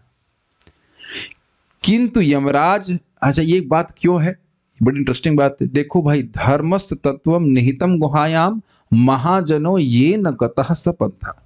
धर्म को तत्व अत्यंत गुह्य, समझ में नहीं आता, इसलिए समान व्यक्तित्व को बिल्कुल समझ में नहीं आएगा। इसलिए आवश्यक है कि महाजनों से सुने और उनके पीछे चले और भगवान के पास पहुंच जाए। हम बहुत से लोग कहते हैं 16 माला से कैसे पहुंच जाओगे? अरे आप महाजन हैं, प्रभुपाद जी महाजन है, महाभागवत है, भक्त है, वो जान रहे हैं कि कार्य करने से निश्चित भगवत प्राप्ति होगी। और क्या आप बारंबार गीता के अध्याय की महिमा में आप नहीं सुन रहे हो? एकदम से कहीं उड़ता हुआ पर्ची आई, उसने पढ़ा, एक कुछ पढ़ लिया और मुक्त हो गया, और फिर वो जाकर किसी ब्राह्मण के पास जाकर पूछते हैं कि भाई क्या करना चाहिए, तो कहते हैं गीता का अध्याय पढ़ो तुम मुक्त हो जाओगे। तो उसको तो कुछ नहीं पता ना। तो कह रहे हैं कि ये महात्मा का कर्तव्य है, महाजन का कर्तव्य है कि सांप की तरह चुप नहीं बैठा रहे हो, और ना वो बैठे रहते हैं, वो भगवान के बारे में निरंतर बोलते रहते हैं, उनका यश गाते ही रहते हैं। तो जब लोग सुनते हैं तो सुन करके उनके पथ का अनुगमन करके वह भी मुक्त हो जाते हैं। Does it make sense? ये प्रथम स्कंद के दूसरे अध्याय के एंड में आप बीच में कहीं देखेंगे कि जो भक्त लोग स्वयं तो मुक्त होते हैं, और जो उनके अनुगामी होते हैं वह भी मुक्त हो जाते हैं। तो जो महाजन का अनुपथ का अनुगमन करेगा वह निश्चित भगवत प्राप्ति कर लेगा, उसमें कोई सोचने की जरूरत नहीं है। ठीक है। किंतु यमराज सदैव अपने राज्य में पाप कर्म करने वालों को दंड देने के कार्य में ही व्यस्त रहते हैं। समझ में आ रहा है ये बात? यमराज की दुविधा समझ रहे हैं आप लोग? वो जान रहे हैं कि भाई भगवान की महिमा, नाम की महिमा, भक्ति की महिमा मैं समझ रहा हूं, मेरा कर्तव्य है, भगवान मुझसे अपेक्षित, मेरे द्वारा ये अपेक्षित है, भगवान अपेक्षा कर रहे हैं कि मैं भक्ति का प्रचार करूं, लेकिन मैनेजमेंट से ही फुर्सत नहीं मिल रही है। इसीलिए तो यमराज जी क्षमा मांग रहे थे कि यमदूतों को नाम की महिमा बता दिए होते तो अजामिल के प्रति अपराध नहीं किए होते। इसीलिए महाराज बता रहे थे कि जब यमराज के पास यमदूत गए तो उस दिन वह कुछ हॉल्ट कराए, क्या चलो चलो चलो अब कथा होगी, कथा सुनाई नहीं, इसलिए लोग गलती कर रहे हैं। फिर नाम की महिमा समझा रहे हैं, बड़े प्रेम से समझा रहे हैं। ये कर्तव्य है किसी भी भक्त का कि अगर भगवान के बारे में जानता है तो वह, जो लोग सुनने के इच्छुक हैं, प्रबोधित होना चाहते हैं उन्हें बताए, है कि नहीं? जिसको नहीं पता हो तो कोई बात नहीं। बहुत अच्छी बात यहाँ पे बात करें, बड़ा सुंदर तात्पर्य है कि यह शाप मिला क्यों, ये एक्सप्लेनेशन दे रहे हैं श्रील प्रभुपाद जी। भगवान ने यमराज को एक विशेष ग्रह के लिए, जो पृथ्वी से कुछ लाखों मील दूरी पर स्थित है, नियुक्त किया है, जहां वे मृत्यु के बाद भ्रष्ट जीवात्माओं को ले जाकर उनके पाप कर्मों के अनुसार दंड दें। समझ में आ रहा है? क्या नाम है इसका? इस ग्रह का नाम क्या है? नरक लोक। नरक लोक पृथ्वी पे नहीं है। कुछ लोग बोलते हैं कि नरक और स्वर्ग यहीं पे है। नहीं भाई साहब, यहाँ नहीं है, नरक कुछ दूर है। अतएव यमराज को दुष्कर्म करने वालों को दंड देने के उत्तरदायी काम से ही फुर्सत नहीं मिल पाती। वही पीटने में, काटने में, इसको दागो, उसको चलाओ, उसको पर्वत से फेंको, उसको फाड़ दो, यही सब व्यवस्था करना है कि नहीं? 3rd degree, 4th degree, 5 degree torture देते रहो। आपको उसको हल्का काम समझ रहे हैं। मालूम मैं कहूँ कि भाई वो 2-4 उस व्यक्ति की गर्दन काटवानी है, अच्छा उस व्यक्ति को आग में डुबवाना है, डुबाना नहीं, आग में जलाना है, उसको तेल में भुनवाना है, तलवाना है। अरे भाई ये तो बहुत बड़ा बात है ना। वैसे मैंने सुना है ऐसा कि यमराज जी अपने आप को विस्तारित करते हैं और वो विस्तार इस तरह का मैनेजमेंट करता है। अब जो भी है, मैंने सुना है, इसको हम पढ़े तो कभी नहीं है इस तरह से लेकिन बड़ी अजीब सी सेवा है कि नहीं, dealing with such negative people. एक भी व्यक्ति अच्छा नहीं आएगा उनके पास, सारे ही लोग बुरे, कोई ये काम किया, वो काम किया, और सबके बारे में सब कुछ जानते हैं क्या क्या किया है उन्होंने, बुरे कर्म। अब जो भी हो करते हैं सेवा। अब ये मत पूछना कि क्यों करते हैं, भाई हमको नहीं पता क्यों करते हैं, बहुत खराब सेवा है, खराब इन सेंस बहुत ही अजीब सी सेवा है। फिर देखिए प्रभुपाद जी कितनी सुंदर बात कहते हैं, दुष्कर्म करने वालों की संख्या सत्कर्मियों से अधिक है, पापी लोग अधिक हैं। अतएव यमराज को भगवान द्वारा अधिकृत अन्य देवों की अपेक्षा अधिक कार्य करना पड़ता है। समझ में आया? कितना सुंदर प्रभुपाद जी का ह्यूमर है, आप देख रहे हैं। पापी अधिक हैं, उनका मैनेजमेंट यमराज जी को करना है, तो यमराज व्यस्त अधिक रहते हैं और भगवान के बारे में बात करने का मौका नहीं मिलता। हाँ, over time, non stop over time का 24 आवर सेवा है उनकी। लेकिन यमराज तो भगवान की महिमा का उपदेश देना चाहते थे, भगवान के भक्त हैं। अतएव भगवत इच्छा से मंडूक मुनि के शाप के कारण उन्हें विदुर के अवतार के रूप में इस पृथ्वी पर आने का मौका मिला और महान भक्त की तरह निरंतर भगवान की सेवा में जुटने का मौका मिला। कितनी सुंदर बात प्रभुपाद बता रहे हैं। आप एक प्रश्न कर सकते हो कि यमराज जी से ऐसी गलती हुई क्यों?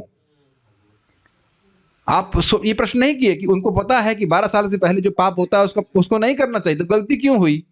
बताइए गलती क्यों हुई? भगवत इच्छा से। और वह क्यों? क्योंकि वो अपने भक्त की इच्छा को जान रहे हैं कि कृष्ण कथा वो बोलना चाहते हैं और केवल कृष्ण कथा बोलना चाहते हैं। समझ रहे हैं? भक्ति करना चाहते हैं। तो ये बात वह है, ये प्रभुपाद बहुत सुंदर तरह से क्लियर कर रहे हैं, मुझे बड़ा अच्छा लगा था, इसलिए हम इसको हाईलाइट किए बहुत सुंदर तरह से। और यही बात अजामिल वाले प्रसंग में भी घटित हो जाएगी। आप कहोगे कि क्या यमराज जी को नहीं पता है नाम की महिमा? नहीं भेजना चाहिए था ना यमदूतों को, लेकिन वहां भी गलती, ऐसा नहीं कि भगवान रोज यमराज जी गलती ही कर रहे हैं, कभी गलती नहीं करते हैं। गलती हुई किसकी इच्छा से? भगवत इच्छा से। और हुआ क्या? अब शाश्वत काल के लिए जब तक भागवत यहाँ पे सुनी जा रही, पढ़ी जा रही, लोगों को नाम की महिमा पर समझ में आएगी और नाम की महिमा स्मरण करके वह पार हो जाएंगे, भगवान के पास पहुंच जाएंगे। बहुत बहुत ही प्रसिद्ध प्रसंग है अजामिल का, है कि नहीं? जो लोग भी भागवत सुनते हैं, पढ़ते हैं, अजामिल को कौन नहीं जानता। और आप लोग को तो पता नहीं, मुझे तो जब करते समय रोज याद रहता है, रोज याद रहता है। उनमें से एक आध श्लोक रहता है कि जीवाना भक्ति, एक श्लोक तो याद रहता है कि नाम उच्चारण क्यों करना चाहिए। जन्म कोटि हंसाम अभी इत्यादि इत्यादि, करोड़ों करोड़ों जन्मों के पाप एक ही नाम उच्चारण से मुक्त हो जाते हैं। हरे कृष्णा कृष्णा कृष्णा हरे हरे, हरे राम राम राम हरे हरे। मैं समझता हूँ एक दिन नहीं जाता हो कि मैं अजामिल का स्मरण नहीं करता हूँ। हर दिन जब करते समय एक बार तो जरूर अजामिल का स्मरण हो जाता है। ठीक है, तो ये समझ में आया कि शाप मिला क्यों? भगवत इच्छा से। ऐसा भक्त ना तो शूद्र होता है ना ब्राह्मण, वह संसारी समाज के ऐसे विभाजन से परे होता है जिस प्रकार भगवान शूकर के रूप में अवतरित होकर भी न तो शूकर है ना ही ब्रह्मा है। थोड़ा समझिए आप पता नहीं कुछ लोगों ने विदेश की यात्रा करी है कि नहीं। जैसे हम इंडोनेशिया गए थे, तो हम किसी भी इंडोनेशियन से अपनी पहचान नहीं करते, दोस्ती नहीं करते वाली बात नहीं कर रहे हैं। अपनी पहचान किससे करेंगे? हम तो भारतीय हैं। Does it make sense?